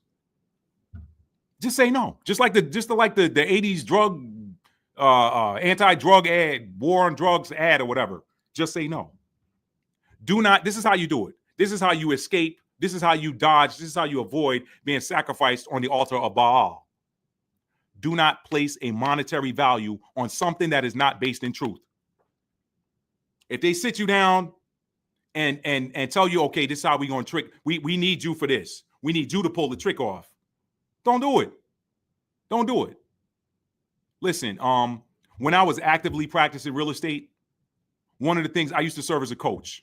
And one of the things I used to tell the agents I would coach, I would say, listen, do not beat your head against a wall on a bad deal. Do not run around chasing your tail on a client who is, like Robin Leach used to say back in the day, got champagne wishes and caviar dreams with a $150 budget. Like you pouring all of this energy into something that isn't going to work. And the Most High sitting there looking at you like, when are they going to see that I got something big for them on the truck, but they got to get this old jalopy out of the driveway first? I'm giving them the keys to a brand new whatever your fancy is. But I need them to get this old jalopy out of the driveway and quit working on it. Let it go. Every time I've told somebody, listen, if you let this go, I promise you, in short order, you're going to see what was waiting for you on the other side. And they did it. And they were like, wow, that quickly? That's how it happens. When you sacrificing yourself for something that is low vibrational, the Most High going to let you keep doing it because you're a free will being. But if you honor yourself and say, you know what? I'm not being true to myself. I don't really want this. And you let it go, your blessing is always right is always right around the corner. And it's always the next thing to land in your lap. The blessing that you already had waiting for you. Remember what I said, if something is yours, you can't lose it. But what the enemy will do is try to make you delay. He'll try to delay you until you have no more time in his vehicle. And then he's laughing. And guess what? Now your dream is deferred to the next lifetime. And you got to go through all of these lessons again just to get to the point of failure that you failed at in the last lifetime. Who wants to keep doing that? This is why I tell y'all to watch that Tom Cruise movie, Edge of Tomorrow. There's some principles in there, okay? So don't place a monetary value on something that's not based in truth. If someone propositions you to do something for money that you would not feel good about, don't do it. Don't do it. If someone propositions you to do something for money that you would not feel good about doing if it did not have a monetary reward attached to it, don't do it. That's real simple. If I wouldn't do this for free, if I wouldn't do this for the love, if I wouldn't do this because this ain't going to make me feel good, but they're going to give me some money to do it, I'll chin this up. No, don't do that. Don't do that. That's how you get sacrificed. That's how you get sacrificed. And stop thinking it can't happen to me, because it can if you engage in it. Y'all want to know why that fish always gets caught? Why fish continue to get caught? It's because the next fish always thinks he's quicker and more subtle than the last one who tried to clean the worm off the hook. Now, I'm not saying some of y'all that fish don't get the worm cleaned off your hook. If that happens, you didn't bait that hook properly. These jokers right here, they masters of baiting the hook. They're going to bait that hook so good that when you try to get that worm, you caught. That's why the fish continue to get caught, because that next fish always think he's faster than that last one. You want to know why mice continue to get caught in the mouse traps? Even after seeing their buddy get his neck snapped or his body caught in that trap? That next mouse is looking at it like, man, that's that extra sharp cheddar, man. He didn't know what he was doing, man. I can get that cheddar. If he knew what he was doing, he wouldn't have got caught. That next mouse always thinks he's somehow faster than the last one that got caught. And your enemies bank on that. You want to know why bad boys continue racking up stats with women and hurting them? I'm hitting home now. You know why these bad boys keep racking up these stats with women? Why they keep hurting some of y'all women? It's because the next girl always seems to think, I'm gonna get raw, y'all. That next girl always thinks that her cookie is sweeter, more moist, more gooey, and more succulent and decadent than the last girl. Girl, she ain't do it right. Girl, when I put this thing on him, girl, he gonna be eating out my hand. All right. She always thinks that her presentation will be the one that changed that bad boy into a good boy. Ain't gonna happen. He rotting at the core. He rotting at the core. No amount of peeling and cutting away of an apple that's rotten is gonna make the rotten pieces of it turn good. You're lucky if you find a good piece in it. Throw that old rotten apple away. I bet you there's one in the bag that ain't rotten. You trying to work with a rotten apple. This apple's so big and so shiny on the outside, I don't want to let it go. It's rotten. You got more than one worm in it. Ladies, if you wouldn't deal with that guy if he didn't have money, material possessions, and fame, then don't deal with him. It's real simple. You're setting yourself up to get let down. Stop lowering your standards for money. And the same for the fellas. Don't take a job that you would not otherwise do because, well, I need the money. You are limiting the God within you when you do that. And then what happens? Here comes the, man, y'all pray for me, man. I'm going through it at my job right now, man. Man, y'all pray for me. Y'all pray for me. It always happens. It always happens. If you, man, stop limiting the power, man. A lot of times he looks at us to see what our standards are. Do you have standards? Are you going to go for anything? Stop limiting them. When you say, well, I wouldn't normally do this, but I need the money, then you're limiting him. Say, you know what? I know there's something better for me. That's why I tell y'all all the time, faith is not, I know they taught us faith is the substance of things hoped for. Hope ain't, no, it's about knowing. You don't hope your package is going to arrive from Amazon when you place that order. You know it's coming. Faith is that inner knowing, sight unseen. I don't need to see it. I don't need you to tell me. I know it's happening. They give you the scriptures in the Old Testament. Just speak the word and my servant will live. I'm not even worthy for you to come underneath my roof, Messiah. But I heard about your fame. I know you. I feel you. I got Cancerian energy. I got Scorpio energy. I got Pisces energy. I already know how this is going to happen. If you just speak the word, my servant going to be healed. That's inner knowing. That comes from the solar plexus, and it comes from the heart. Your third chakra energy, your fourth chakra energy, they combine to form a 7. Your inner divine masculine energy, your inner divine feminine energy. Some of y'all need to start listening to some of these chakra balancing frequencies. Some of y'all need to listen to them. There's one called All 9 Solfeggio. I'm gonna put that in the chat. I said, what is that?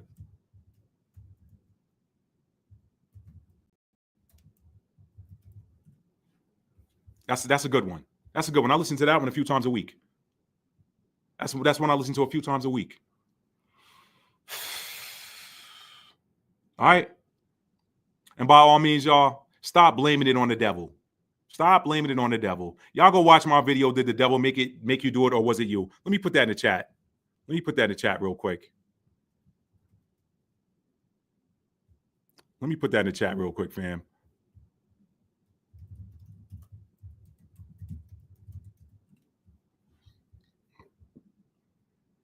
Copy link. See, a lot of y'all be blaming stuff on the devil, man, and it's y'all. A lot of y'all be blaming stuff on the devil, and it's you. Go watch that video. Did the devil make you do it, or was it you? That's your own lower vibrational nature, right? Right? Let me read something for y'all real quick. And then I'm going to get out of here. Let me read something for y'all real quick.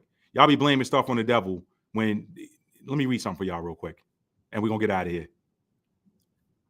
Trying to teach y'all how not to get caught and sacrifice on the altar of Baal. Trying to teach y'all how not to get caught. You don't have to. You don't have to. All you got to do is say no. All you got to do is say no. I guarantee you, in Mike's heart of hearts, looking back, maybe not now, because that money hit nice when it come in, but you now looking and you like, man, damn, I got a loss on my record from a mofo who there's no way he would have beaten me. I was going to show y'all another video, man. People be talking about age. There's a video of an old man that looked like he's 60 something, and he got into the ring with a young guy who was a kickboxer. And the old man was like, he said, you can do whatever you want. I'm just coming here boxing. He fought that same peekaboo style from Mike Tyson and Rocky Marciano and Custom Model. One Custom Model taught Mike.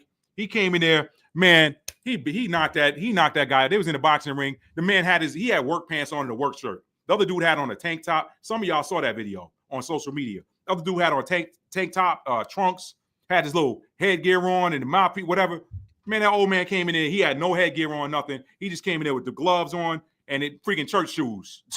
He whooped that dude. He came in, bam, bam, bam, bam. He knew how to punch. The dude was like, yeah, get him off me. They literally, he whooped him like you should have. I wonder if the guy was talking trash to him. So don't tell me Mike was old. That's why he lost. Man, y'all go sit down. There's a video out there. You know what? Where is it? I'm going to show it to y'all. It's on my tablet. I'm going to show y'all this real quick. And then I'm going to read the description. We're going to get out of here. I'm going to show y'all this real quick. Where's that? I'm going to show y'all this real quick. Hang on a sec. I'm going to show y'all this real quick. Hang on. I'm going to show y'all this real quick.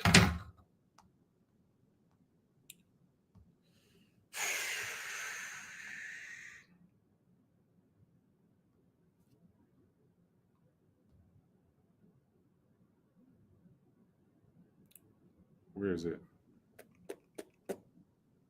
Is this it? No, that's not it. Hang on a sec.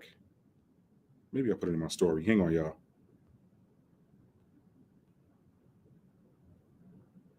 Listen, hang on. I got it. I know I do. Archive. There it is. Let me show y'all something, man. Let me show y'all something. Let's put this up here. This fight is Tyson could have look at how fake this fight is. Tyson could have ended it with a knockout here, but instead he chose to just run around and do nothing. Look out, he pulled the punch right there. Look at how fake this fight is. Tyson could have ended it with a knockout here, but instead he chose to just run around and do nothing. He didn't even extend. He didn't even extend. This fight is. He didn't even extend. Tyson ended it with a knockout here. He didn't even extend. That's what I'm talking about, y'all. He didn't even extend. He did not even extend that punch. Let me read this for y'all and we're going to get out of here. Let me read this for y'all and we're going to get out of here. Is Jake Paul, is he a magician, a trickster, or a prophet of Baal? He's all three of them. He just don't know. He just don't know he's that last one. He don't know it. And look what he's doing. He's calling out Gervonta Tank Davis right now. I hope to God Tank don't. I don't think Tank got that in him. I don't think Tank got that in him. I don't think he got it in him. And look at who he's always calling out too. That's what I'm talking about, y'all. Now he fought Tyson Fury's brother, Tommy, and he took a L. Tommy is actually a boxer. He ain't high ranked, but he's a boxer. He fought him and took a L. That's what I'm talking about. But he keep getting the Anderson Silva took one for the team. He took one for the team. And I know that truth hurts, man. It does. Stop letting Jake Paul Harvey Weinstein, y'all. Yeah, I said that. Y'all stop letting him Harvey Weinstein, y'all. Okay? Let me go here. Let me bring this up on the screen, y'all.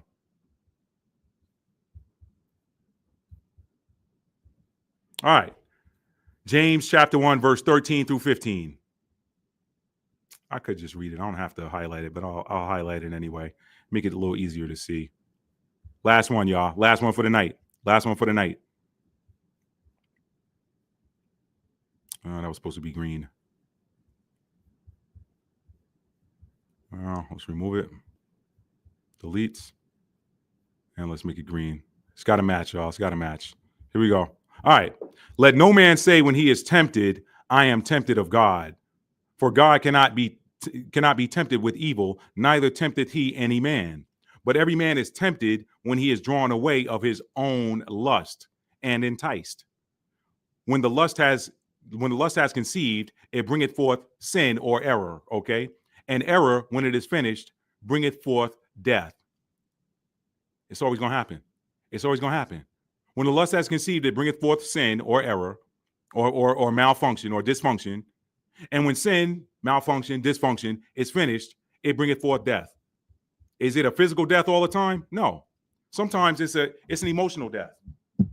You can't tell me that later in life, these guys aren't going to look back on this moment and say to themselves, I gave this guy a win that he didn't earn in exchange for money. The money that I got is gone. I burned it, but he's got something lasting. He's got a legacy now that, hey, I beat Mike Tyson. I beat Anderson Silva. I beat Tyron Woodley. Okay. Tommy Fury must have known the trick and was like, nah, we ain't, we're gonna have a real fight. I'm gonna see if you can fight. Y'all really think that dude was gonna let Mike Tyson go at him all? No, he didn't want to get beat up. But now he's calling another brother out. All right. He tried it with Floyd Mayweather, but that was an exhibition. Floyd was like, ain't no way in hell I'm gonna let you come in here and put a notch on your helmet with my name on it. That's why I respect Floyd. Floyd, like, look, I'm gonna make money, but I'm gonna make it my way. What he's doing is the equivalent. He's attacking. See, this is almost the same. It's just not physical. That's the only difference between what he does with these contracts he gets these brothers to sign. Okay, the only difference between what he does and what the Weinsteins and the Diddy's and the low vibrational people of the world are really doing behind closed doors is that what he's doing, what they're doing physically, he's doing the same thing energetically. He's getting them to surrender. He's turning a bull into an ox. Why do y'all think I read that ox thing? An ox is a castrated bull. What does an ox do? It serves the pleasure of the master. It serves the pleasure of who's handling it. That ox is used to pull a plow that man who's walking behind it couldn't pull on his own. He also couldn't get a bull to do it. So he's got to get an ox to do it. Baal, bull, money. Sure. It's the word for bullock, but it's also the word for wall. Now you understand why there's a bull sitting out at Wall Street. Now you understand why there's a bull sitting out at Wall Street. Now you know why there's a real estate company in Israel that sells luxury real estate named the Shore Group, and it's got the image of a bull. Baal, bull, money, ill-gotten. Jake Paul, is he a trickster? Is he a magician? Or is he a prophet of Baal? He's all three. Because each and every time he gets somebody to sign a contract to go in there and take a dive for money, he has sacrificed another Israelite. Call it what it is. He sacrificed another Israelite on the altar of Baal. Y'all think this stuff, y'all think this stuff is just about entertainment. That's why money's going away. That is why the second chapter of Daniel is in effect. That head of gold, the head of gold in that great image. What does gold represent? Money. This is why the prophecy shows the giant image being smitten on his feet and toppling over. Everything in that statue that's represented is going into destruction. Money / banking. You don't need it. Get shipwrecked on an island with fruit trees, fish, a fresh water source, and a cave or an abandoned house or something like that. Why do you have to work? Your only work is going to collect food and maybe shoring up some if you got a hole or something in the window or something like that. That's it. The earth produces. The earth produces everything you need. We're coming back into a golden age where you ain't got a slave for another man. This realm was turned into a farm, a prison farm, a prison labor farm for the few, where it's enslaving the many. But guess what? It's about to get flipped. Now the many about to be free, and the few that was enslaving people, now they about to be enslaved. All these big time the people celebrating, and you say anything wrong about them, you losing friends. I lost friends at my old job because I was talking trash about Bill Gates. When you know how good or not he is for the planet. Let me get off that. Jake had the caged dove in the back of his entrance vehicle. Wow. Victory over victim 24. Greetings. Do you think MT was told last minute to fix the fight, or he knew all along? I think he knew all along. But I'm here to tell you, victory over victim. If you watch that, Mike looked lethargic. I knew something was wrong. Something was wrong before he gets in the ring. He looked real lethargic, and Jake looked real. He looked real confident. But you notice in that first round, it's like Mike forgot. He came at him like this. He threw a jab, snapped his head back, and backed him in the corner. Jake looked like, wait. He had this energy about him, like, wait, you forgot? And then you look at Mike. He's sitting there, gnawing on his glove. And then he said, well, I do that in all my fights. I've watched a lot of Mike Tyson fights. I've seen him adjust his mouthpiece and stuff. I've seen him do this right here. I've never seen him sit there and gnaw on his glove. I'm like, damn, what, he got the munchies? Literally. Like, I seriously think he took a gummy before he got in the ring, just to slow him down enough in case he forgot. That was like their insurance policy. Hey, man, look, we need you to just take an edible. Jake's not going to attack you. What does Jake do when there's 10 seconds left in the final round? He stops and bows like, thank you. He bowed to him like he did him a favor, and they hugging all in each other head to head. Man, you just got sacrificed on the altar of Baal. He got another one. Who he gonna call out now? He calling out Tank. I don't think Tank gonna do it. I think Tank got too much self pride about him. I don't think Tank gonna do it. He said at the weigh-in, Mike was alert. Maybe he was poisoned. I don't know if it was poison, because they weigh in a day before the fight. I literally think he agreed to take a gummy or something. Like that was never set up to be a real fight. Now, you know what? I'm glad you said that, Mel B. Let me explain to you why Jake is never going to fight a real fight against a top ranked opponent. Here's why. Jake is making his money off illusion. Y'all go and watch that. Y'all jump over on my Patreon and go look at the video I just uploaded tonight. Y'all jump over on my Patreon and look at that video I just uploaded tonight. I told you I'm moving all my astrology stuff over to Patreon.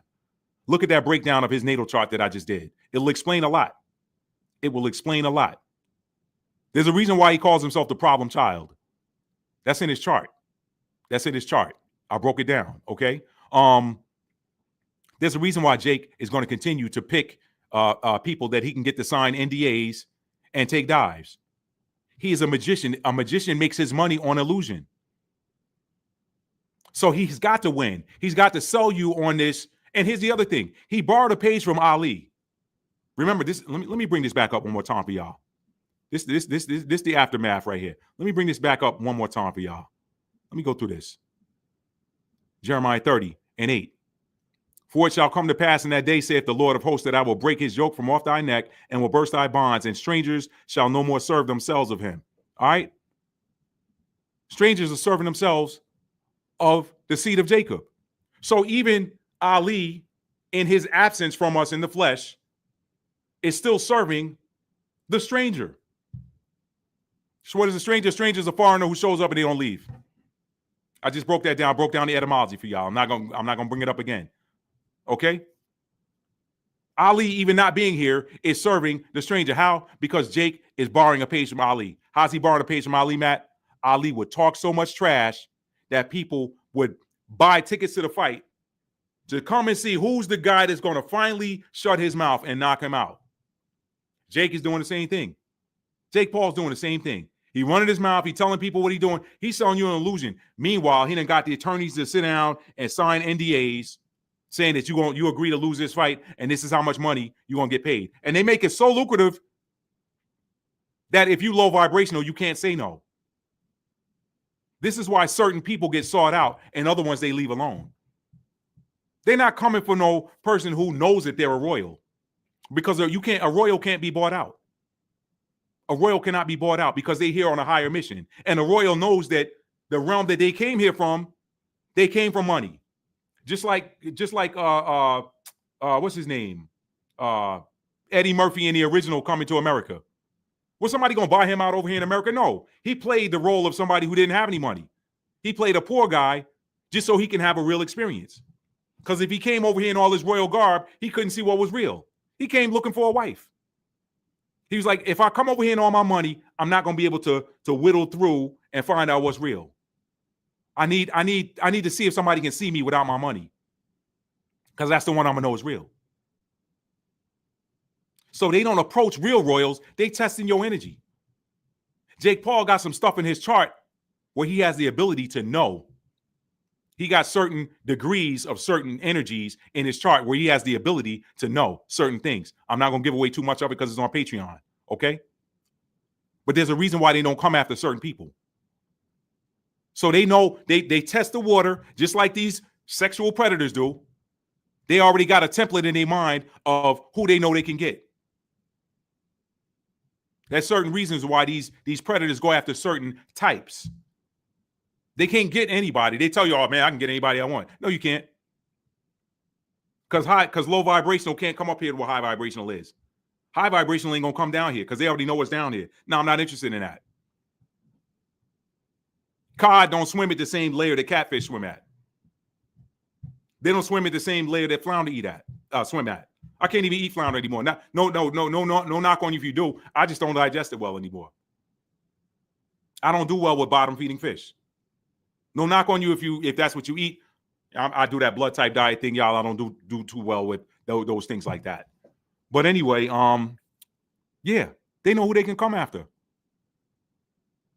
So Jake cannot afford to fight a real fight. He ain't gonna sign no contract with somebody who's gonna beat him and not sign an NDA that says they're gonna take a dive.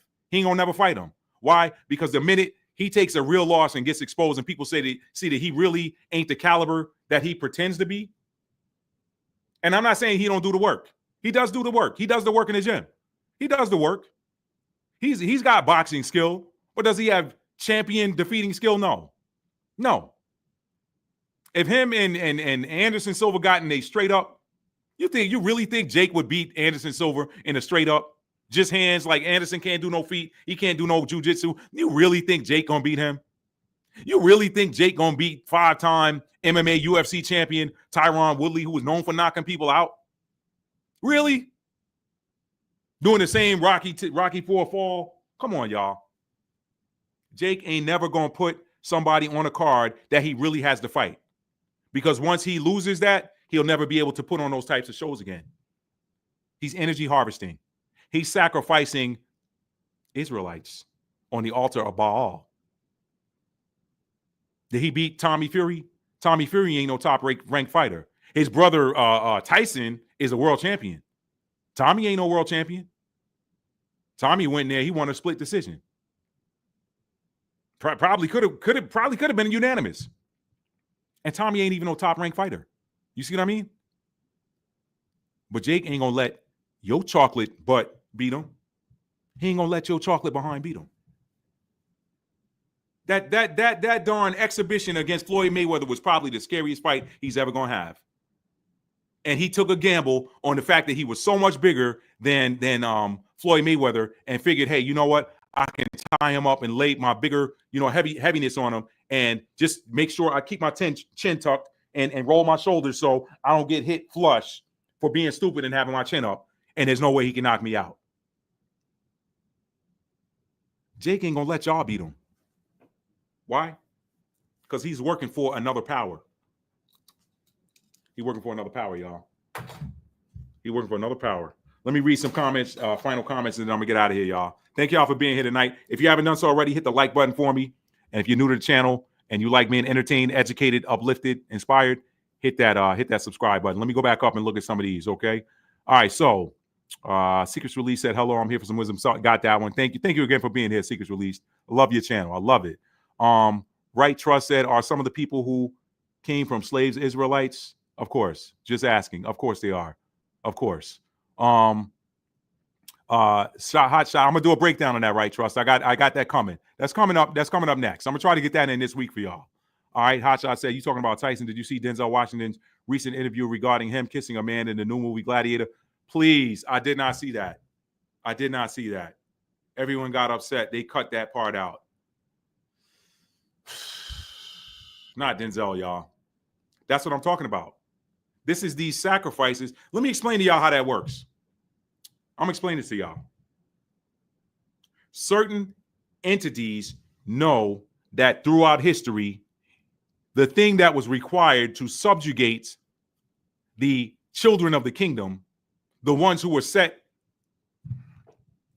the thing that was required to subjugate them was to get them to do something or get them to do things that were so heinous that their power would turn his back on them and allow them to be servant to them. But that season's coming to an end, because how long a man think they've done this for so long that they think they working the power. They think they working the Most High. But what y'all don't understand about the Most High is he will let you keep doing stuff to build that karma up. It's like a 4-to-1 ratio, 5-to-1 ratio. That pendulum got to cross center 5, 6, 7, 8 times before it settles back down to 0. So when you do something wicked, you got to get that back 5, 6, 7, 8 times before that debt is paid back. So the power, what he's doing is he's letting them build up so much karma. He let them throughout the ages build up so much karma that it would take multiple lifetimes for them to pay back that karma. And what is that set up as? That's set up as a golden era of peace for the righteous who labored and did not lose their, did not break ranks, did not come off mission, did not give in to the temptation. They're the ones that's setting up. This is that 3D, 5D split that's happening. All the wicked going to be together and they ain't going to have no righteous to try to feed off of. And I told y'all, I gave y'all the zombie movie analogy in the last live or the live or two ago. Zombies, when you see these zombie movies, there are hordes of flesh out there for them to eat, but they don't want dead flesh. They want living flesh. He going to move all the righteous out of the way and the zombies are going to starve to death because they don't eat each other. Low vibrational people pride themselves on trying to bring somebody that's high vibrational down. They don't pride themselves on bringing somebody who low vibrational, already low vibrational. Where's the reward in that? They pride themselves in bringing somebody who's, this is why somebody always trying y'all to knock y'all down. So they can go back and laugh. Yeah, I knocked them down. I knocked him down off. I knocked him down off his high horse, man. I knocked her down off her high horse, girl. Who she thought she was? Mel B said children of Nephilim versus children of Adam. Yep, saw that one. She said, when I was younger, my mom would call and say, Jake the Snake. Wow. How about that? It was the Sabbath. Could not watch it. It was right on a Friday with, that was strange. Rick said, I always watch sporting events with no sound, not interested in hearing anything the enemy has to say. Hotshot said they are now calling out Denzel Washington and Lenny Kravitz. Stop it. Please don't tell me that, Hotshot. Please. Oh, man. Denzel's been allegedly. A reporter interviewed Denzel. He talked about how he kissed a man in his new movie.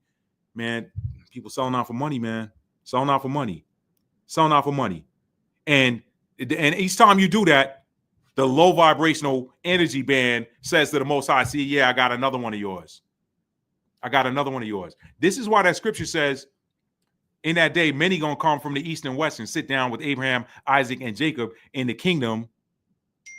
But the children of the kingdom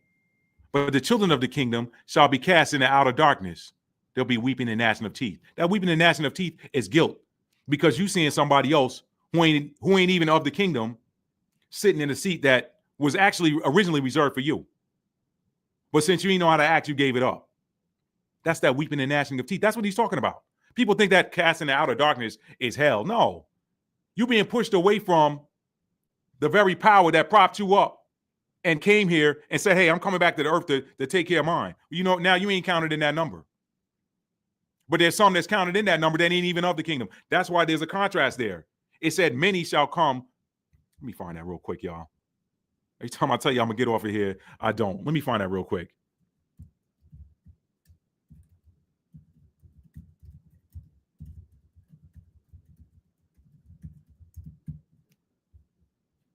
Matthew 8 and 12. Let me bring it up real quick. This is why, y'all. This is why. Understand that you royalty and that royalty don't sell out for money.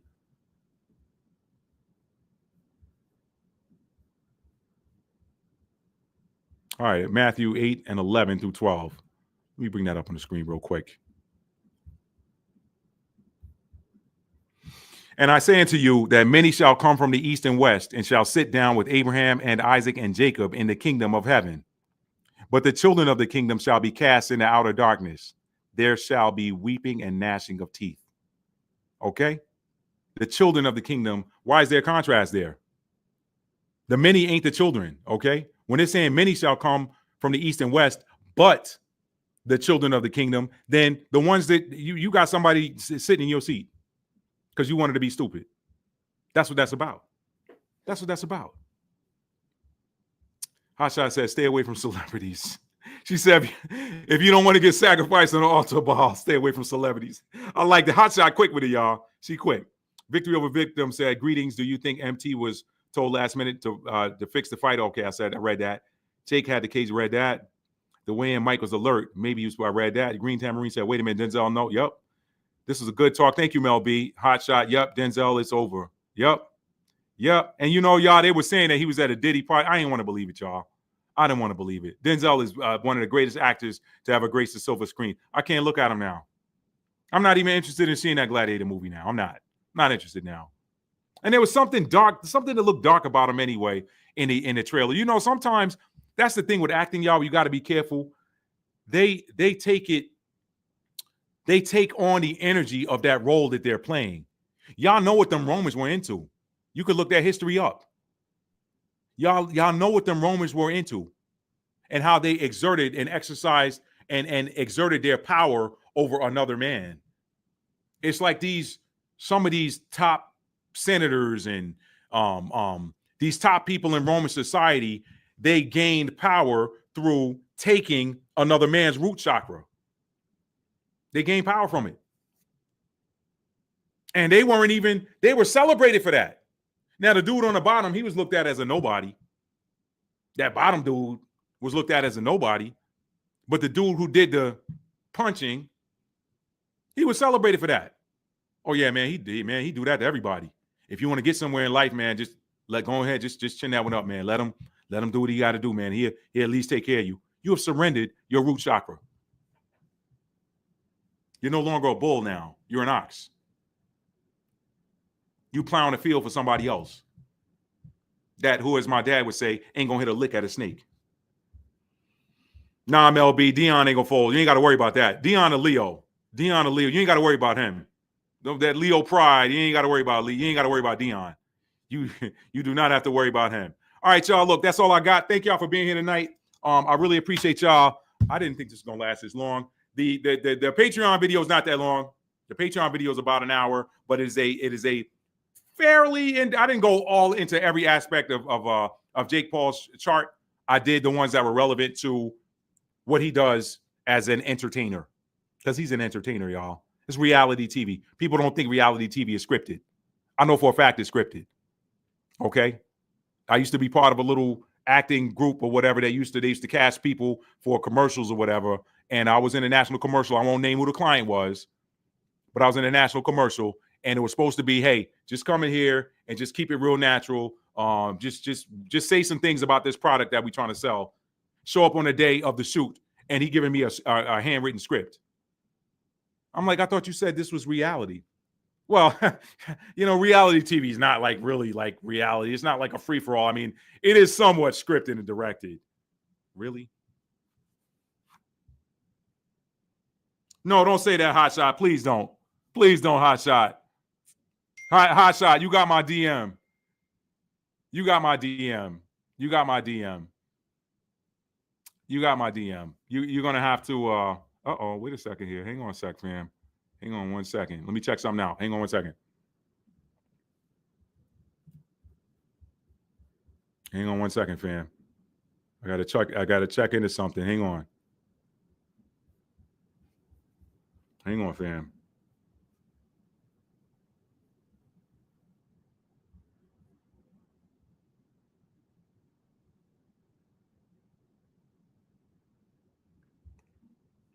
Now, see how they play? See how they play?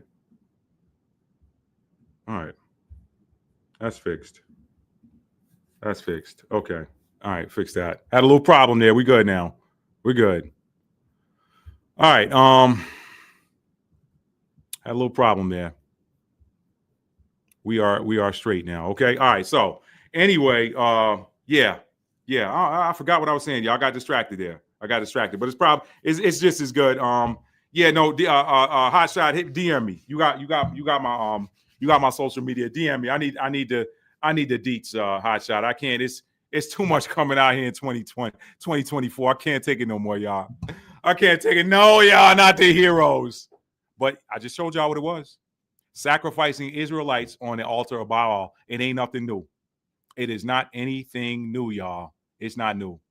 It's not new. But this is why the power is getting ready to come and destroy. Listen, when he takes away the means, then what? Then what? And remember, in the part of the prophecy is once he separates Jacob from these lands of captivity, he said some of them was going to be set up nice. The others were going to be corrected in measure.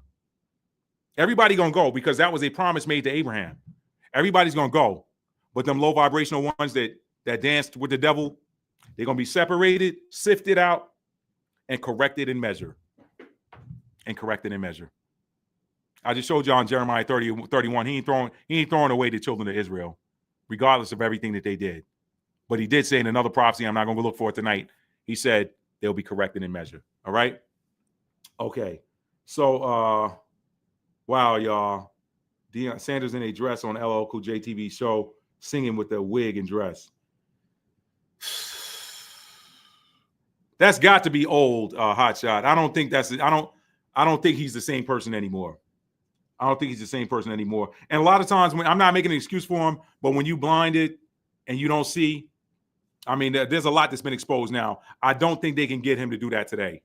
I don't think that they can get him to do that today. So anyway, y'all, I'm going to go before y'all break my heart some more, y'all. Listen, I love y'all, family. Thank y'all for joining tonight. If you're new to the channel and you like being entertained, educated, uplifted, inspired, you like learning abstract things, because a lot of this stuff, y'all, is downloads. They're divine inspirations. I don't sit there and plan like, okay, what content can I put out today? I don't. I'm telling y'all, everything that comes to me is divine inspiration. Just like my books. I haven't published anything, y'all, since 2019. I got some books on deck that are finished. I just need to get them out, okay? So, and a part of it is probably this influence, this Plutonian influence on Capricorn finally lifting. So a lot of y'all Capricorns about to be all right. So anyway, y'all, I love y'all. Thank y'all for joining tonight. Y'all be good. Peace, family.